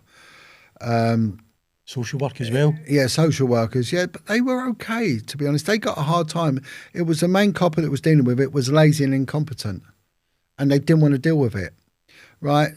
So you had cases where kids have died because the officer wouldn't go in there, because a lot of them were women returning from maternity leave. They wouldn't go into dirty houses in case they took scabies and diseases back to their little angels at home. It was base level like that. So this case just kept being ignored. And the mum was a manipulator. She was a shocking manipulator. Tracy, her name was. And she was a bully. And I, when the main officer dealing with it went sick, I had to go and interview her. And I outwitted her. You know, I outwitted her. Again, it will go on too long if I go in the ins and outs of that. No, I don't want any more details on it. It's a to be talk in honest. its own right. But because she was a psychopath, and with them, there's a skill to interviewing, and you don't challenge too early. You let them dig their own grave, you know. And I had to. And when you're dealing with narcissistic, psychopathic, dangerous people like that, stand under them. Don't be adversarial. Stand under them. Let them think they're winning, because it's a pride thing. They're cleverer The than ego. you. Ego, everything. They She was expose themselves. She was dangerous. But when I challenged her, I went along with her. She told me what a lovely mum she was, how good she is with her son, and it was all lies. Once I challenged her over the injuries to her kid, which were horrific, honestly, it's like someone turning that light, bang. Within an instant, she looked at me, she called me a cunt and spat in my face. And you saw her change. Her eyes, boom, went black. And I turned around and I said to her in front of her solicitor, I went, that's a monster your kid sees. That's a monster your kid sees. And I recommended, he was alive then at the time, the baby. I said, please, we got to remand her and take the boy into care. And it weren't done. None of them was done. But I went in a position to pass that. I got overruled on that. Must have been horrific as well for yourself. Well, some of these cases. I put down and I wrote a report, she's a danger to her son. She must never be reunited with her son. And when the government took over and the inquiry team came in from the government, I was the only officer that got praised. All the others got slaughtered. One guy went long-term sick, never worked again. He ran off. He was like, oh, we're in trouble here. And they brought me in and they just said, you know, we listened to your interview, very, very good. And on the result of that interview, I got a job on a specialist unit interrogating and interviewing, and I ended up teaching it to police forces around the globe, you know, on the back of that. But what happened on this unit, I said to the sergeant, do you have any kids that are being pimped out? No. It was a very busy borough in an area called Tottenham. Very busy, poor area. Riots and all that, you know, very mixed, diverse. No, we don't get any of that here. Oh, no, right, you sure? She went, no, none of that here. I said, right, okay. I said, do you mind if I look into it? She went, oh, there was an officer looking into it, but she's on maternity leave. She did it for 2 years. She never found one case of it. But you go to a meeting, you can go home after the meeting, you get a day off then. It's an easy number. So I like to have that. Anyway, I got a list through from social services. There was 26 kids' homes in this small little borough, most of anywhere in the UK for that area. And I said, run the first one up. I said, how many kids you got? And he went, oh, I've got 5. How many did you lose at the weekend? 3. I said, when they go? Usually Thursday, someone will pick them up. So what happens? They come back Monday in such a state. So what's happening to them? Oh, they're on the game, working in saunas and all sorts. I went, drugs? She went, oh, he goes, yeah, they're all on drugs. I said, okay, give me a list of who it is. He went, yeah. Within 10 minutes, I found 10 kids. In 3 days, I found 52 kids. So I held a meeting. And I got all these kids' charities and NGOs, non-government groups that deal with kids in care and all that. They're all a waste of time, I'm telling you now. And I held this meeting and I come up with a proposal how we could deal with a problem. And I dealt with one case and I caught a pimp, easy, without compromising the kid's safety. So I had this case. I said, this is how I can deal with it without surveillance or anything. And I'm telling you now, in a month, I'll smash this, right? And the leading kids charity in this country, the head for child exploitation and all that, she shut me down on that meeting. She said, you're treading on toes. You shouldn't be doing this. We're dealing with this. We're dealing with a specialist unit in the police that's dealing with it, which was one girl who hadn't even been to a meeting and didn't even know how many kids were on the game, because I spoke with her, and they shut me down. But then what had happened, the case with the 36 kids from Vice was now going to court with this Fiona Foxy Walsh, the woman pimp. And of course this police officer and this judge, and it's all of that sort of coming out. The CPS threw out 34 of the cases and they only dealt with 2 children. But them 2 kids both mysteriously died. So what happened then was I had this complex, this guilt complex, and I sank into terrible, terrible depression, and I started drinking very, very heavy. And I was conflicted. And I couldn't focus. I just didn't know, and I knew I had to do something. But I didn't want to lose my children. I was threatened. You lose your home, your job. Is this when your mind started to change then, and you thought, I'm going to leave the police? No, not at that point. Not at that point? Not at that point, because I would be no good if I left. I knew I had to, because you've had police whistleblowers in the past, but none of them have blown a whistle while still working. I want to make that clear. When you've got them, and there's a couple of them doing, I'm not knocking them, God bless them, brave people, but they all did it when they retired, and it affords you a safety net that I never had. And I've got the kids and all that, but I'm going to bed at night, and I think, this is wrong. It was tearing me apart. And how dare anyone threaten me with the loss of my children? For what? What was my children got to do with me speaking out about what was happening, the reality of what these kids endure? Speaking the truth, yeah. And it, society, and do you know the strangest thing happened? The irony of this is that Jimmy Savile, Sir Jimmy, who protects kids and builds hospitals, he died, the saint that is Jimmy Savile, he died. And lo and behold, shock horror, he might have been a paedophile, It's just, I couldn't believe it. The naivety, since the 1950s, this man has been pointed at. I knew he was a pedo. I was told by a copper in the early 90s he was a pedo, as well as many other celebrities and all that. The police know who they are. Especially the BBC was riddled at that point. It's such a massive cover-up. It's not just them, they all are, I know one woman, they call her a national treasure, and she's this big iconic and this epitome of Britishness. She's got convictions for street prostitution, I know one other guy, they think he's this big Christian, beautiful celebrity and all that. He's got convictions for importuning, and he denies it. It's all a lie, Anyway, out of that, the government got involved and said, we got to set up an inquiry because too many people were coming forward. So when I was in a kid's home, I was abused, and it sort of, the exposure happened a bit like this P. Diddy thing that America's got. We've had that here. If you want to see what's happening to America, see what happened here. And it was funny, they brought up the IICSA, the independent inquiry, which had its final hearing right in the middle of COVID, so no one even bothered listening to it. So you'll see the same in America, right? It will come out and then there'll be something will happen. I think it'll be a terrorist attack and everyone will forget about it. Cause distractions. It's always a distraction. But out of that, there's a few MPs were saying that, this has been going on, the cover-ups, and 2 officers from different forces, one was an ex-Strathclyde guy, spoke out and said, when we were investigating care homes, this is what happened, it was covered up. Thinking, there's other people who've been through what I've been through. So I went and met them. One was a woman in the north of England, who's a very similar case to mine, and one was a guy called Lenny Harper, who went from Strathclyde to the States of Jersey and investigated Hope de la Garenne Kids Home, where kids were pimped out and murdered in ritualistic satanic setting in a party. And I went to see him, and he said, John, they'll come for you. I said, be careful, because they'll do the same to you they did to me. They tried to take my kids off me. I said, well, I've had that threatened to me. He said, your bank account will be shut down, because this, and they'll do everything else. Make sure you're clean. Well, I was clean, you know. So I made allegations of corruption against 3 senior officers. And I was taken away by a special unit and interviewed and told, right, you're protected.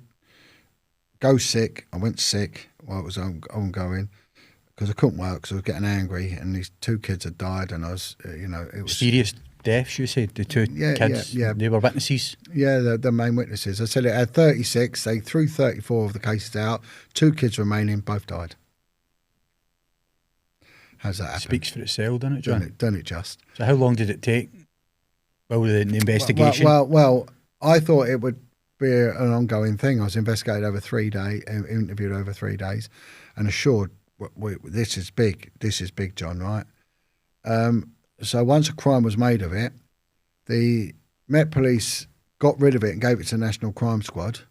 The National Crime Squad rang up the 3 officers and said, Jon Wedger's claiming that you're corrupt. Is that true? They all went, no. So he shut the inquiry down. Shut it down, right? Bang, overnight. The IOPC, I complained to them. They wrote me a letter, said, don't ever write to us again. We're not allowed to talk to you. I've now not got I've no longer got the protection of being a witness anymore. So the next thing I get summoned into work. I'm on the sick, get summoned in. I get handed a notice and I get arrested, right, for theft. Right, theft.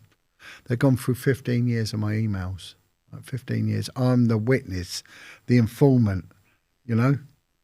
And they don't investigate that. They're investigating you because they're trying to find dirt.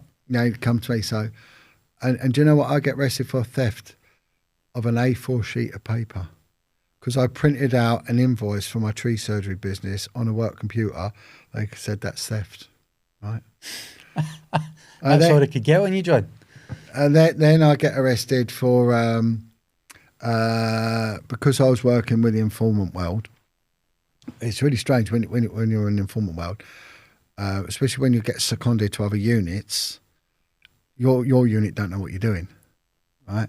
But you have to research. So I got done for misuse of computer intelligence.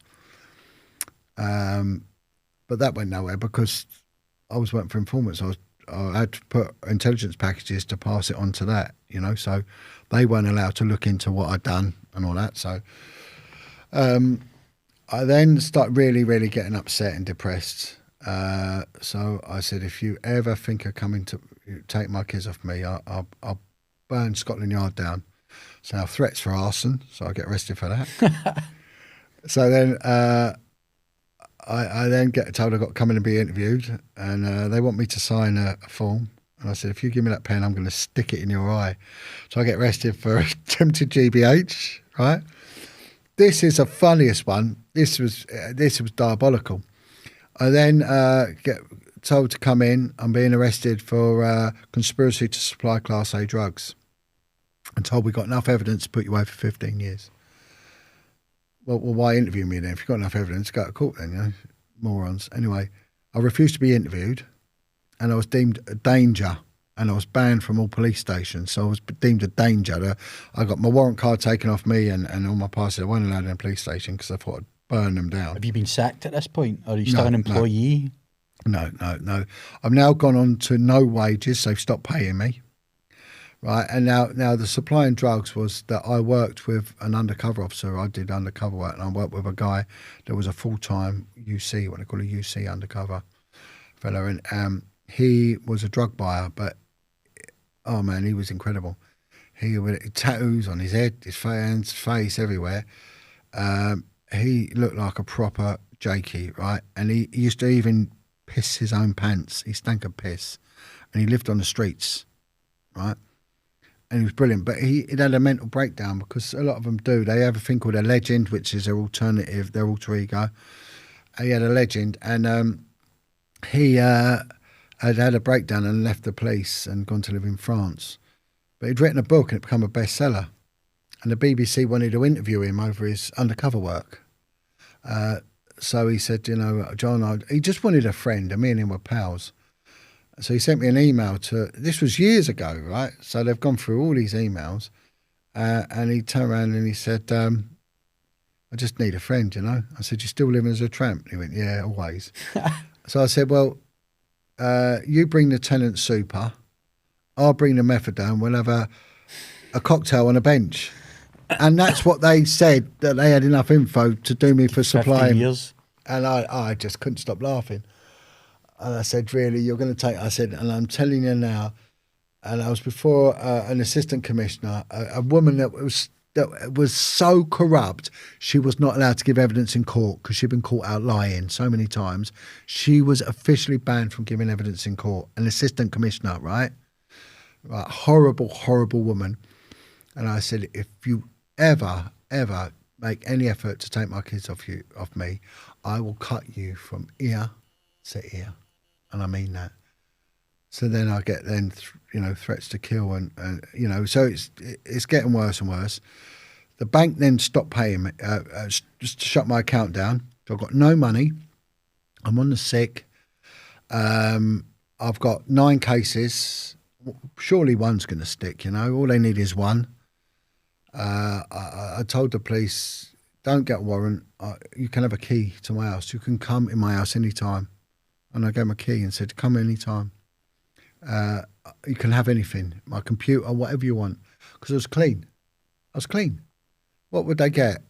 A bit of porn maybe. Do you know what I mean? Of women, and that'd be it. That was probably an only vice back then, Where did the story go for there then? Is that right? Well, and my depression has got bad. I'm not in a good place. I'm working on a building site, and then I end up in the newspaper because I think I'm in so much trouble. I do an interview for the radio, and it was a gamble. This journalist, he said to me, "I promise you now, John, it will save you. Just do it." So I did this radio interview, and it actually saved my life. it protected you anyway? And I found out by default that police are allowed to talk to the press. When they said you'll lose your job if you do, there actually isn't anything official. It says there's a guideline that says you shouldn't do it. Because my story got out there, and of course overnight I become a bit of a sensation, And it was like flipping hell, It got out there, and it was a real safety net for me. But then the national media got hold of it, and they started saying, pedos on canals, whistleblowing cop, boom, boom, boom, baby P detective, and I was all over the newspapers. So I'm working for a builder, £80 a day. And I'm labouring, so I've been in the office most of my working life, and now I'm in my my forced late to 40s. take this job. Yeah, and I'm labouring, but I'm actually good at it, and I end up getting boosted up to £100 a day because I could lay blocks. So I end up block laying for which is still they were getting £300 back then a day, and of course this guy knew, but he had to sack me because I ended up on. He said, you'll be under surveillance. And I'm paying you, cash in hand. Right. So he said, John, I'm going to have to sack you. I don't want to. And it was right. I'd been under surveillance for 2 years, right? And they've been monitoring everything I did. And I started then linking in with survivors of abuse, started getting in touch with me, And they started backing me, what I was doing. But I'll tell you a funny thing, right? I remember... one day I go into work just before I had to get sacked from the building job, and I had to move 15 ton of soil, heavy clay, out into a skip and all that, and a grab loader, right? But there was no wheelbarrow. I had to put it on a shoulder bucket, And I did it, and I was 50 years old, and I'd done it. I'm running it out there, and it was a freezing cold winter's day. And it was sleeting, and I was in a town centre, and I worked with this guy called Wayne. And as I went out there, I remember emptying this bucket into the skip, and as I did it, Wayne got behind me, grabbed hold of my trousers and my pants, and just pulled my trousers and my pants down, right? And then slapped me on the arse and said, "You're not a copper now, you cunt." And left me like it. And I thought, this is as far as it goes, But I reinvented myself, and I'm quite proud that I did, and I did it in such a coarse manner. So things, it weren't good. I couldn't pay my mortgage. I had no money. It was really dire. They're just making it as difficult as they can for you. But I know it would get even worse than that, because there would then be another threat to your life. Well. I'll come back to that. If I go back, because this story gets very dark in a minute, very, very quickly. I had a job just before this had happened. I was on a unit where I started investigating Turkish organised crime. And I started recruiting informants in that. And I started really, really becoming a bit of a problem to the Turkish mafia, because I started seizing heroin. And the heroin was coming from source. So instead of like small amounts, so the Vice unit they raided a nightclub, right, in London, and it was all over the news. And they see something like 140 ecstasy pills and about 10 wraps of coke. And there was a big undercover operation, cost the public a fortune. And they see fuck all really. It's really basically what they found on the floor. But it was all on the news, and they all got tea and buns with the mayor and commendations, right? At the same point, I'd just moved out from the Vice unit, and it was in this time before me moving on to the child protection lot. I was working with casino crime, and I ended up then getting seconded to the National Crime Squad on Turkish organised crime. And the Vice didn't really know much what I was doing, because it was a joint covert operation that they was using me for, and I wasn't allowed to tell them anyway, so, which I was happy about.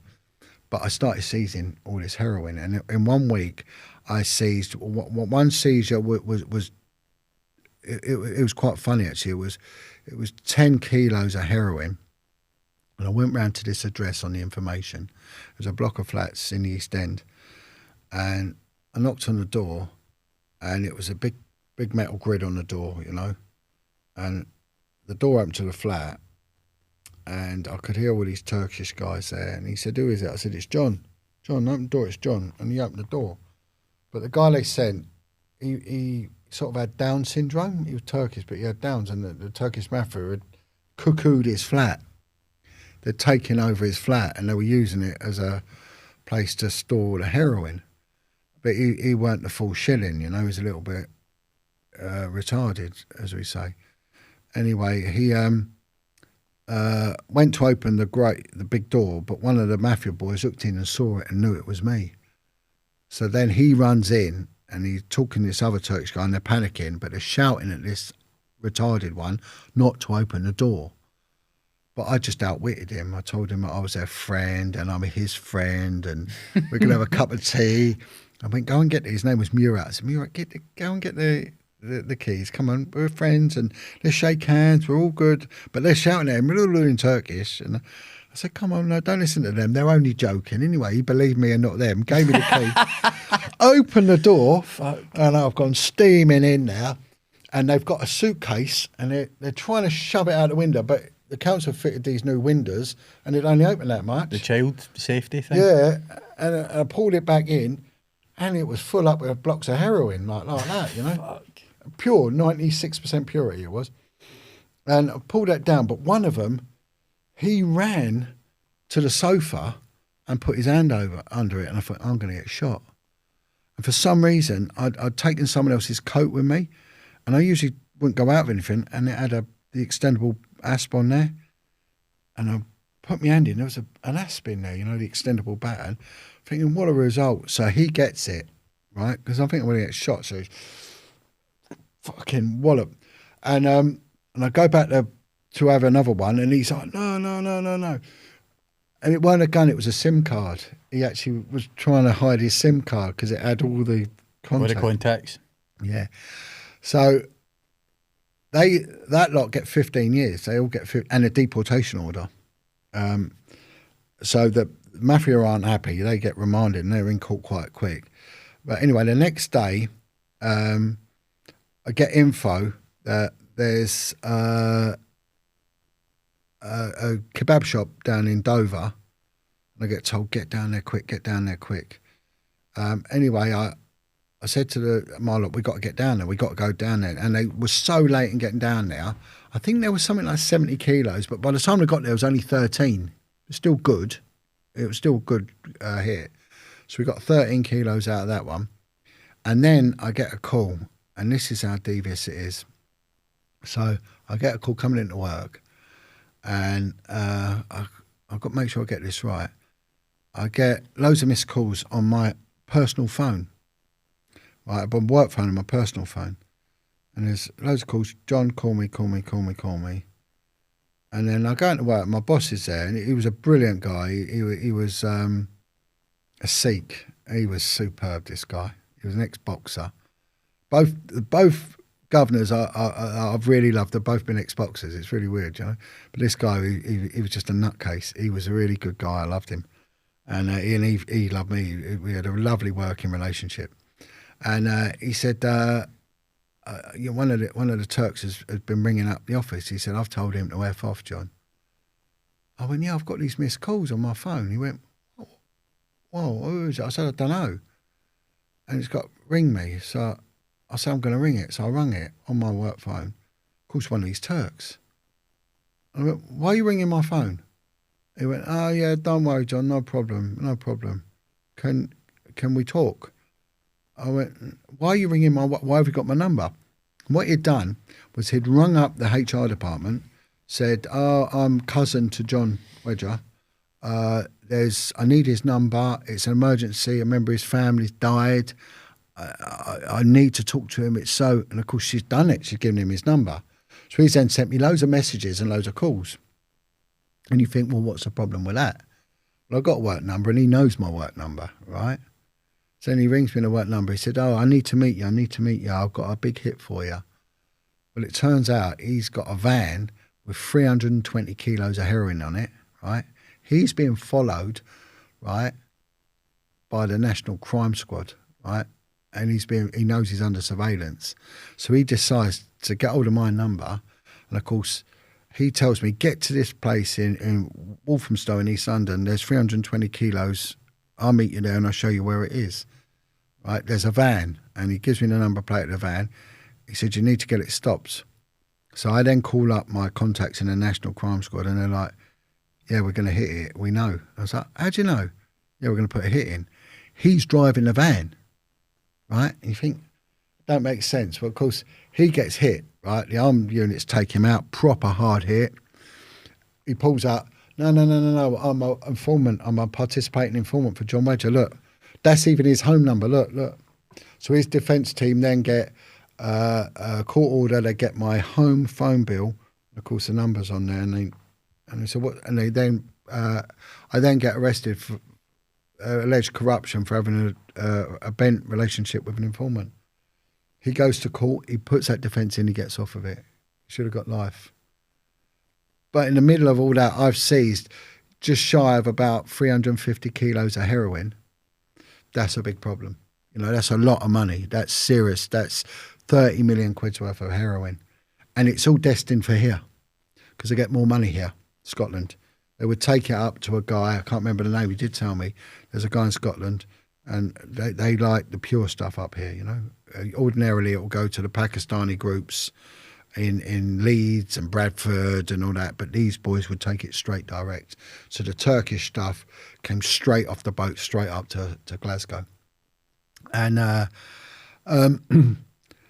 mafia had a problem. So they tried to bribe me, 80,000. I wouldn't take their money. And then they went, he's the problem now, John, problem. And an undercover officer that had infiltrated them. There was a meeting in a coffee shop in their sort of their yard, as it were, which is Haringey. Green Lane's a big Turkish enclave. And there was a meeting by one of the biggest gangsters, mafia gangsters, a guy called Apo. And he said, right, that's it. He won't listen. He dies. And they call me the blue-eyed Turk. Right, because I look like them with my colour skin, but I have blue eyes, and they don't have blue eyes. And they said if he turns up, he acts like a fucking idiot, but he's not. He's a snake. And so this guy said, I'll kill him, and they gave him 40,000. Of course, this undercover officer was there. He reports it back, said there's a contract out on John. But the guy who got given the money to kill me, he turned and went to the police because he found out I brought up kids on my own, and he was brought up in a kids' home. He had a bit of a heart, and it was really weird. Divinely protected again, John. Yeah, and the guy who put the contract out on me was found in Epping Forest with his head cut off a couple of years later and his hands tied behind his back. And they wanted to know if I had anything to do with that as well. Yeah. Did you have anything to do with that? Oh, man, really? Yeah, it's really weird how it all worked. Everyone who tried to do me over got done over. Every single one. It got even worse than that because somebody came with a warning saying you need to step back now. Anyway, so that's a little bit of a timeline. I say my story will go on for 8 hours, and it's like madness after this, madness. But what happens then is that I've then blown the whistle. I've got no money. I've got 4 kids at home. I was warned, you'll lose your home, your job, your children. So in amongst all this chaos, one of my boys, he's 23 years old, he's a professional rugby player. Right, he's an up-and-coming star. He really is the business, you know. He's a little fly half. He's fast and he's strong, you know. And he's a fighter. He backs down at no one. He was brilliant. Anyway, he gets involved in a terrible, terrible accident, and his neck gets snapped. Like 96% spinal column, high level break. So he's paralysed from that area downwards, and he's not expected to live. So he's taken for an emergency operation, life-saving operation. But at the time, I got a job working with a Ukrainian doing building. So I'm digging. I was just digging. And I get back to my car, I leave my phone in my car, get back to it. And there's 50 missed calls. I'm like, 50 missed calls? What's that about? So I open the phone, and most of them from my oldest son. So I ring him and he starts swearing at me. Where are you? Where the effing hell are you? Little T's in hospital. He's going to die. He's in a bad way. Fuck. So he'd been airlifted to this hospital in Cambridge, miles from my home, miles. 100-mile journey. So I dash up there. I'm covered in mud and everything. It's late at night. And they said, look, we're going to operate, but there's no hope, really.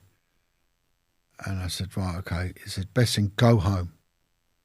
And a really weird thing happened. I'm going home, and as I'm driving home, it's pitch black. And when you think your life's at lowest ebb, it really, you know, do you know what I mean? I thought, it's just gone worse and worse, and I've done nothing wrong. And I'm going home, as I'm driving home, the weirdest thing happened. This shooting star went straight across the front of my windscreen of my car. Like, shoom. And I had this strangest feeling. And then I get a call, and the hospital said if it takes 4 hours, he'll die. If it's done in 40 minutes, he'll live. So it's about 40 minutes, and the surgeons turned up, and they said, your son survived. I was like, that's weird. Anyway, he then remains for the next few months in a serious, serious critical condition, in and out of coma. And I have a welfare officer who is a coordinator between me. The relationship between me and the police is just so low. I'm deemed a danger to the government. I'm deemed a danger to police. So every conversation has to be done through a welfare officer.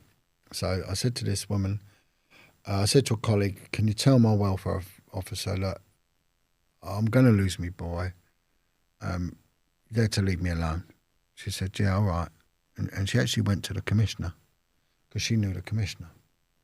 Said, you've got to leave Jon Wedger alone. Anyway, I got home one day, been visiting my son, and there was a shutdown. There was illness in the ICU. About 13 people died in one night there. They're shocking places, them ICUs, because the death rate is phenomenal. You know, it's just a place of total death. It's about 30 people in there. And one day I went in there, there was only about 4. Everyone had died overnight. And they die of things they don't go in with. So this was a head and back trauma.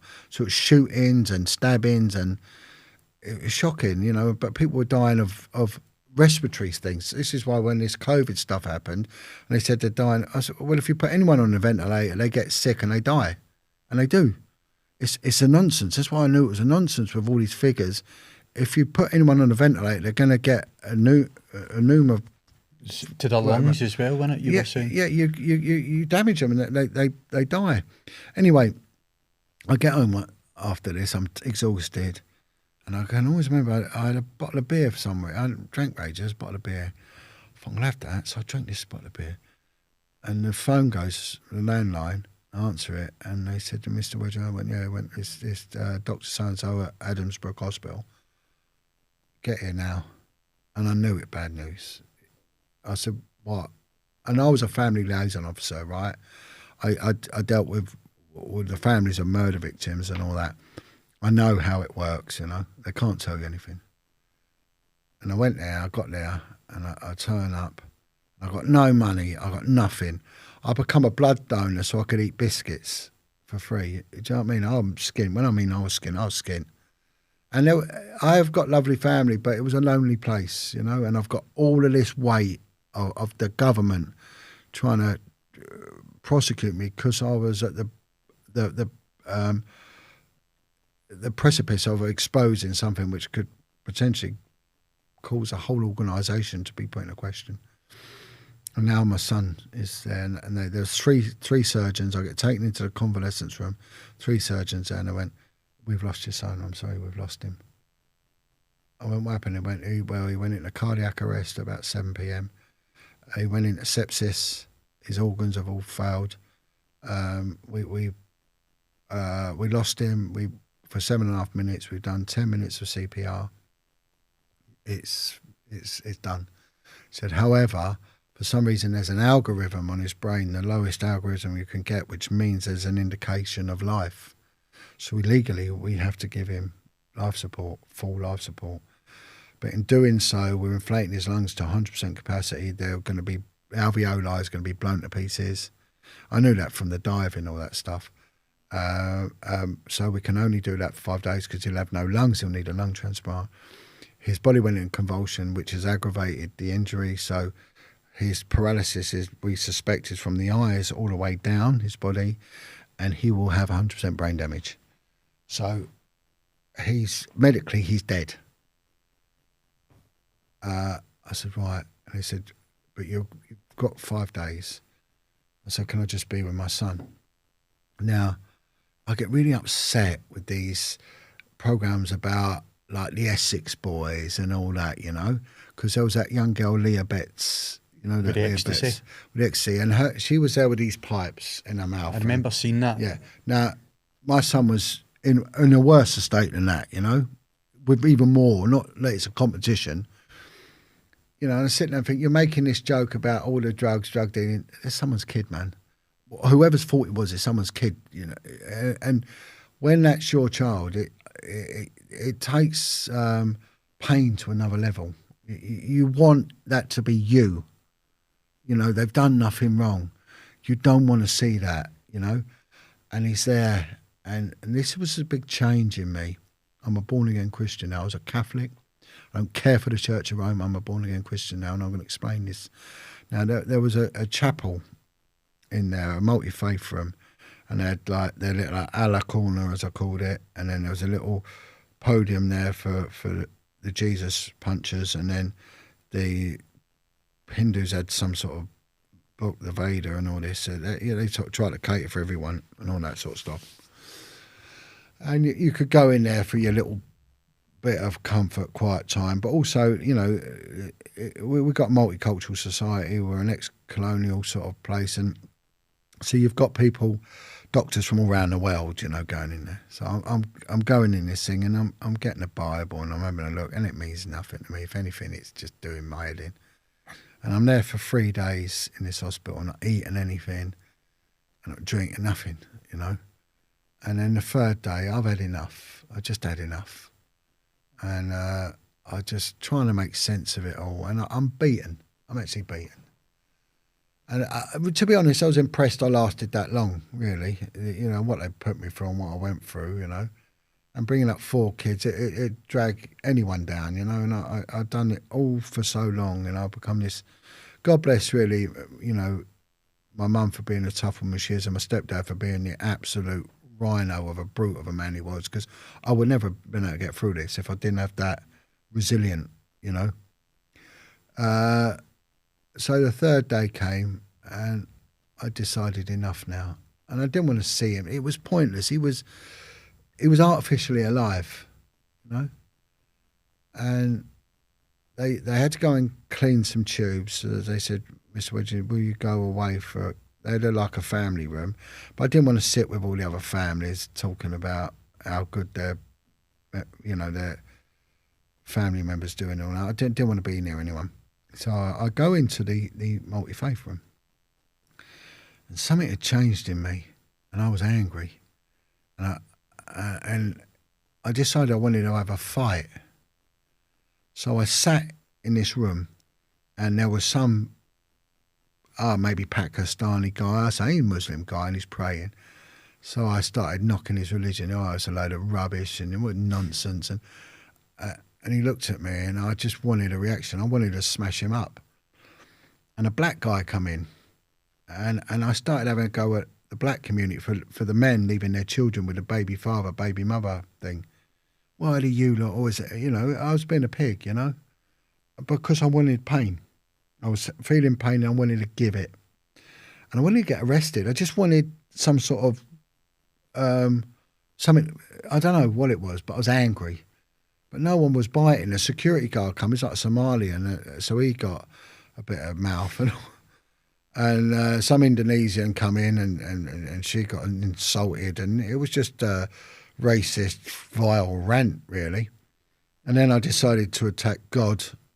And I decided to attack the perverts in the church and everything, the Christianity, everything. I was just knocking it all. Right? I was just ranting, and I was in pieces. I didn't even know what I was saying, to be honest.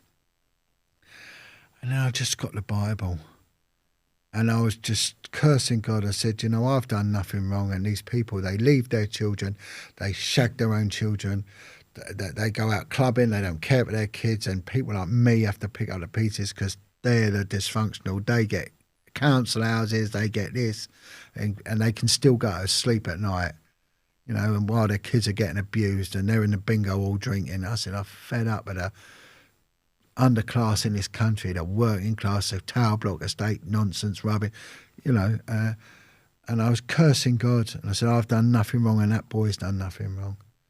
And it was weird. The book fell open, and it was the New Testament, the book of Matthew, and I started reading it. And it goes on about the Good Shepherd, and the New Testament talks about Jesus leaving the 99 sheep and going after the one that strayed. And I couldn't help but read it. And I saw it literally. I just saw this man with 99 sheep, his livelihood in the cold and the wet, and this stupid idiot sheep that's wandered off, who actually deserves to be ripped up by the wolves because he's an idiot. And then I saw it as a metaphor for life and everything else. And then I thought, but Jesus went after it. And he went and brought it back. And that's the love he has for all of us. He don't care. He don't care what we've done or what we are. He'll go after us. He'll bring us back. He'll do it. And I just thought, who is this man? He's done it for me. He's done it for everyone. And all he wants is for us to do the same. And sometimes people do get lost. They do, for whatever reason they wander. Like the guy in custody that was burgling, but he'd been abused. He got lost. The junkie wanting the heroin because he was raped by his own dad. And they're lost. So God don't punish them for that, for their stupidity and their pain. He shows them compassion. And I'm thinking, this guy's amazing. Who is this man? The church never taught me this. And I couldn't help but thinking the compassion of Christ, to Jesus, not God, not the church, the man. And then it fell open in Psalm 23, the Lord's my shepherd. And it said, as I will lay a place at the table of thy enemy. And God will put you at the table of your enemies. But he told you, I will do it, but you will fear no evil. And he's put me at the table of my enemies. I've been sat at the table of my enemies, and I've been frightened. And I was frightened. And he's told me, you fear no evil, because I am the rod and the staff. I will see you through. And I thought, I've had it wrong. I've been frightened. I've been scared. They've had me in fear. He's telling me, no, I put you there. I put you there. I put you here. You know, you're here. And you need to know why you're here. And I fell on my knees. And instead of cursing God, I begged him. I begged him. And I tell you what, ain't no one tell me there ain't a God and there ain't a Jesus Christ. And I'm telling you why. All right? I said to him, Jesus, can I be your shepherd? I want to go out there in the dark nights and get them sheep, but you've got to give me my lamb back. My little lamb ain't done nothing wrong. He ain't hurt no one. He don't deserve to be there. Give him back to me. I don't know how you're going to do it. What am I going to take home? A vegetable? Something could just flick its eyelid. I didn't care. As long as he was alive, I didn't care. I didn't care. I said, please give him back to me. Give him back to me. I said, I'll do your job. I'll be your shepherd. I promise you, Jesus, I'll do it. And I got felt with this humbling, honestly, it was, I can't tell you what it was. It just took it away from me. And I realised what a fool I've been, what a weak man I've been, what a judge. I wasn't worthy, you know. And then I just realised who this man Jesus was. He weren't the man we were taught in school. This is a real man. And I said, I'll stick to my word. Can you stick to yours? Now, if he don't exist, the next thing wouldn't have happened. Because I've gone back and I've gone in there and I said, I'm going to kiss my son goodbye. I'm going to say goodbye. It's done. They've won, I've lost. They'll take me to court. They'll put me in prison. I don't know what happened. And all the time I've got my 15-year-old boy. He's at home with my 28-year-old boy.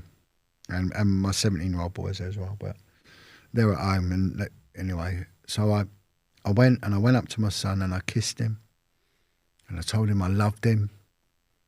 And I said, when you see the light, you go to him. Is Jesus waiting for you, boy? Don't get lost. You go straight to Jesus. You promised me. I said, I love you. Jesus, he's waiting for you and he loves you. And I kissed him because I knew he was going to die. We're dead anyway. Kissed him. And I went to walk away and the nurse was there. She looked at me. She was crying. And it was pouring out of me. And as I looked around, his eyes opened. Like, what? And he grabbed my hand and he went, I love you, Dad. But he's got a tube in his mouth. His dad, I knew what he said. I went, move your feet. And he moved his foot like that. I went, move the other foot. And he moved his other foot. And I went to the doctor, I'm going home. And the machines went into life. It went, bing, bing, bing, bing, bing, bing. It all come into life. They rushed in. And when I'm off, they went, where are you going? I said, he's done his bit. I've got to do my bit. I'm done. They went, no, Mr. Wedger. I went, no, I'm gone. And it's gone crazy. They've all gone in there. And I've driven home. And I'll get home and I'll go up, park my car up, and there's like a Ford Fiesta outside my house. I don't like that, 2 men in it. So I drive around the back. I'm going through the back. And by the time I look through my kitchen window, and there's these two guys in suits talking to my son. He's outside fixing the car. And my other boy's in the front room. And I thought, oh, I can't have this. So I opened the door. And he's going, my son's going, I don't know who Mr. Wedger is. You've got the wrong house. Loyal. You know, and I said, gentlemen, you need me. I went, you Jon Wedger? I went, yeah. He went, Jon Wedger, you're under arrest for child abandonment and neglect. And I went, right. And he said, we're going to come in. We're going to search your house. You've left your 15-year-old son, Callum, home alone. I said, well, he's not. He's with him. He went, right, well, you're under arrest.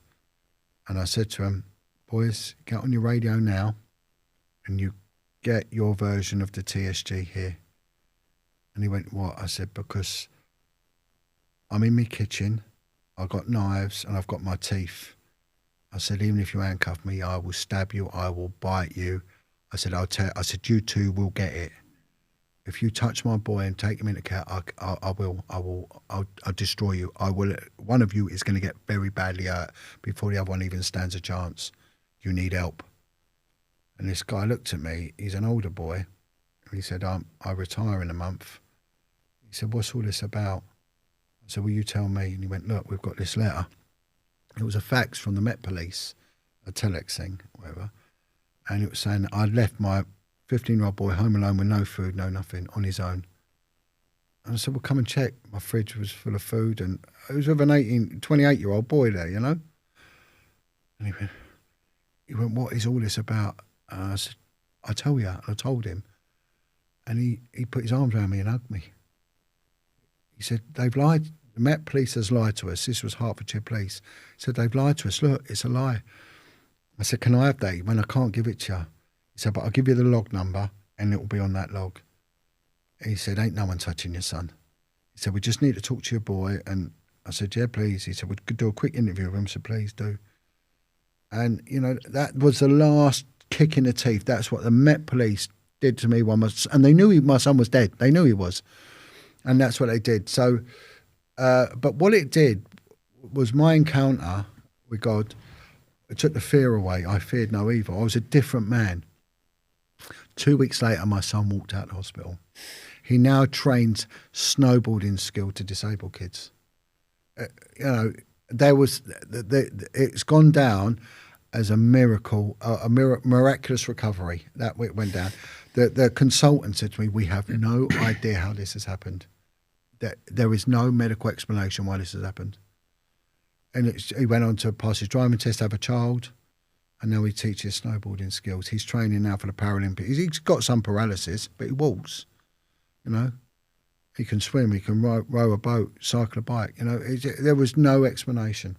There is a damage, of course, you know. We're not all getting away unscathed.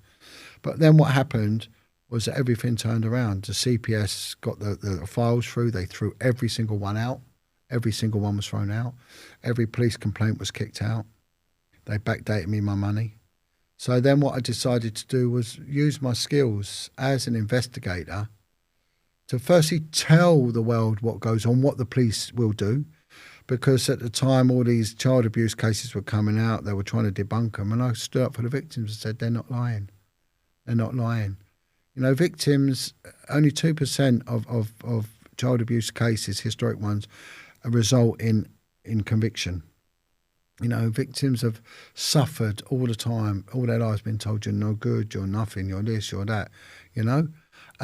So to have a copper turn around and say they're not lying, they're telling the truth, and to put the finger on the system. And then I started interviewing people that have been in care homes, especially through the 50s and the 60s. I was going to say that to you because you tapped into that at the very start of the episode. Yeah, Some of these care homes. Yeah, you know, so are we doing good for time? We still work good for time? You're fine, John. We're just about to finish up soon because we could speak for like 10 hours. Yeah, I can go, you know, the care system, it evolved really out of war and out of trauma. And the main, you did get the philanthropists like Dr. Bernardo and things like that set up these big village schools, which were these big, huge acreages of land to put these kids in. But they were getting money from the government, so it was a form of human trafficking. And these kids were being passed around to different homes and getting a fee each time. It was a form of trafficking back then. Dr. Bernardo went on, and the inquiry proved this, to sell 40,000 children, vulnerable children that come out of poverty, into both domestic servitude and sexual slavery to the New World. He auctioned them. They went off to New Zealand, Canada and Australia. You know, that if anyone wants to verify it, watch a documentary, a drama called Sunshine and Oranges about the Bindon boys, the young boys that were sold from the care homes to Australia, to the monasteries, were made to work from the ages of 8 all day and were raped and buggered. And that's why Australia ended up with such terrible drink issues and things like that, because of the trauma that went on. In the care homes, there was a lot of women that had lost all their children and their husbands to the conflicts of the Napoleonic, the First and the Second World Wars, and had a hatred of men and were called war widows, and were put in these homes and vented their anger against men on the children, and did some horrific abuse to the kids throughout the 50s and the 60s. And when a boy is abused by a woman, that boy is 6 times more likely to abuse than if they're abused by a man. It's an appalling statistic. Again, a lot of this came out of the documented evidence and the inquiry findings. And then we had a huge outbreak of men homosexual men, paedophile homosexuals. I'm not attacking homosexuals here, but I'm just saying men that were raping young boys throughout the late 60s and early 70s. And that came down to the equality laws. So in a left-wing constituency, you've got more abuse by men on boys than a right-wing, because the left-wing boroughs, inner city boroughs and things like that, due to equality, weren't allowing the references of homosexual applicants to be checked, the men that wanted to work in kids' homes, which in itself might be deemed as questionable, because they said it would persecute them, right? Which, okay, let's look at it like this. But what it did was it opened the floodgates for homosexual paedophiles, as opposed to homosexuals. The paedophile element of that community managed to worm their way in and not have any of the references or criminal history checked. And a good example of that was the kids' home in London, Shirley Oaks, had 19 known male paedophiles working in there at one time. And of course, they go on to abuse the children. And when you abuse a child, you cause anger. Anger is trauma. That person goes into society angry. They then get caught up in the system because there's a lot of anger. They get caught up in crime. They go through the juvenile courts, to the magistrates, to the Crown, and then ultimately to the coroner's courts. There's so much and suffering there. Everyone makes money. The kids that I was dealing with that were going missing from the homes, the home was getting £2,000 per week per child. 10 grand a week. You could buy one of these as a business. They couldn't have given a toss what was happening to them kids, and it weren't their job to. They were reported missing. The social services knew it and did nothing. The police got that same report. It was a Form 47, 43. They did nothing.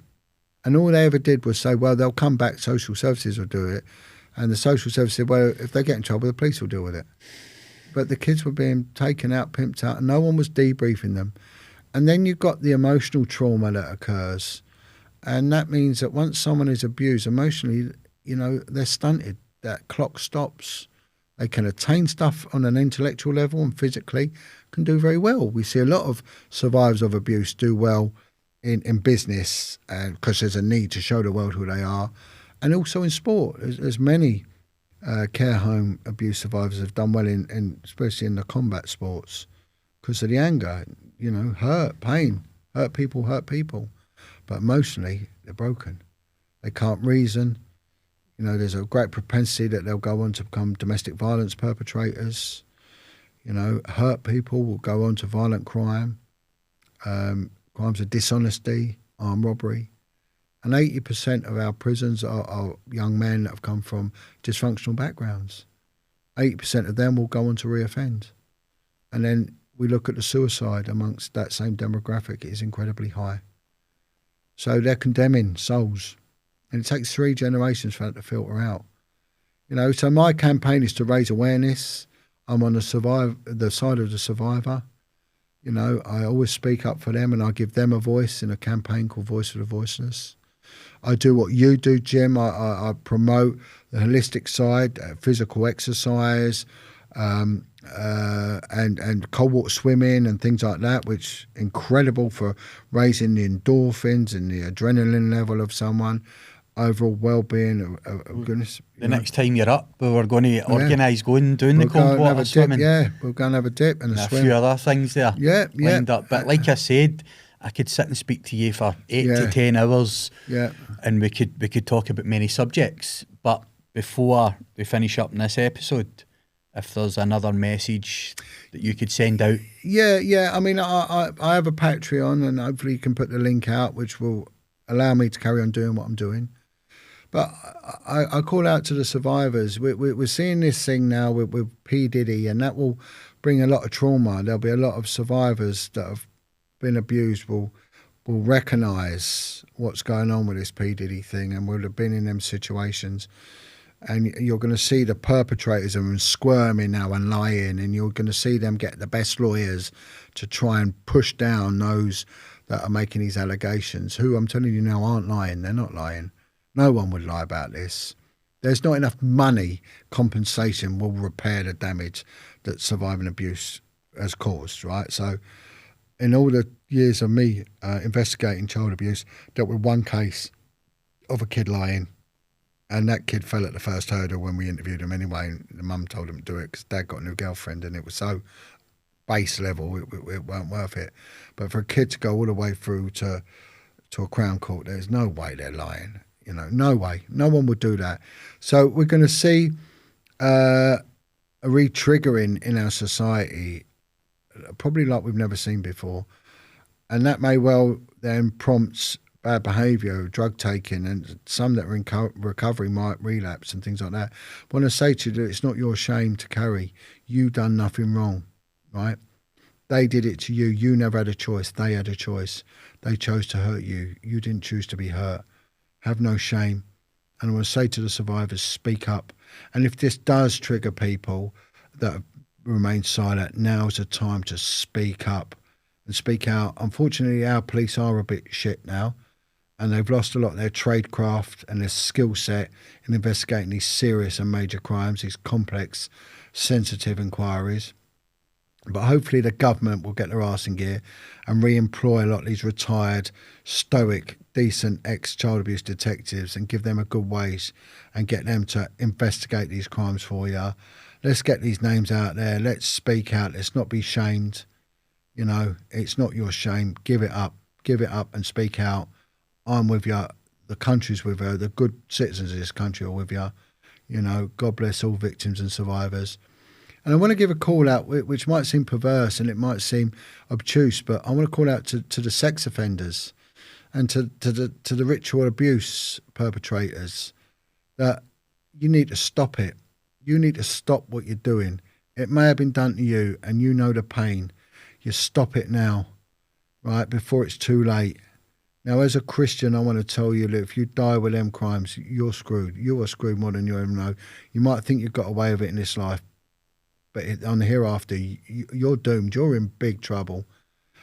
Go, redeem yourself. Not only go to God and confess, go to the police and confess. Go and tell the police what you've done and those that stood alongside you, your co-Ds on this, right? And speak out, right? And tell the truth and stop putting the victims through any more pain. Stop it.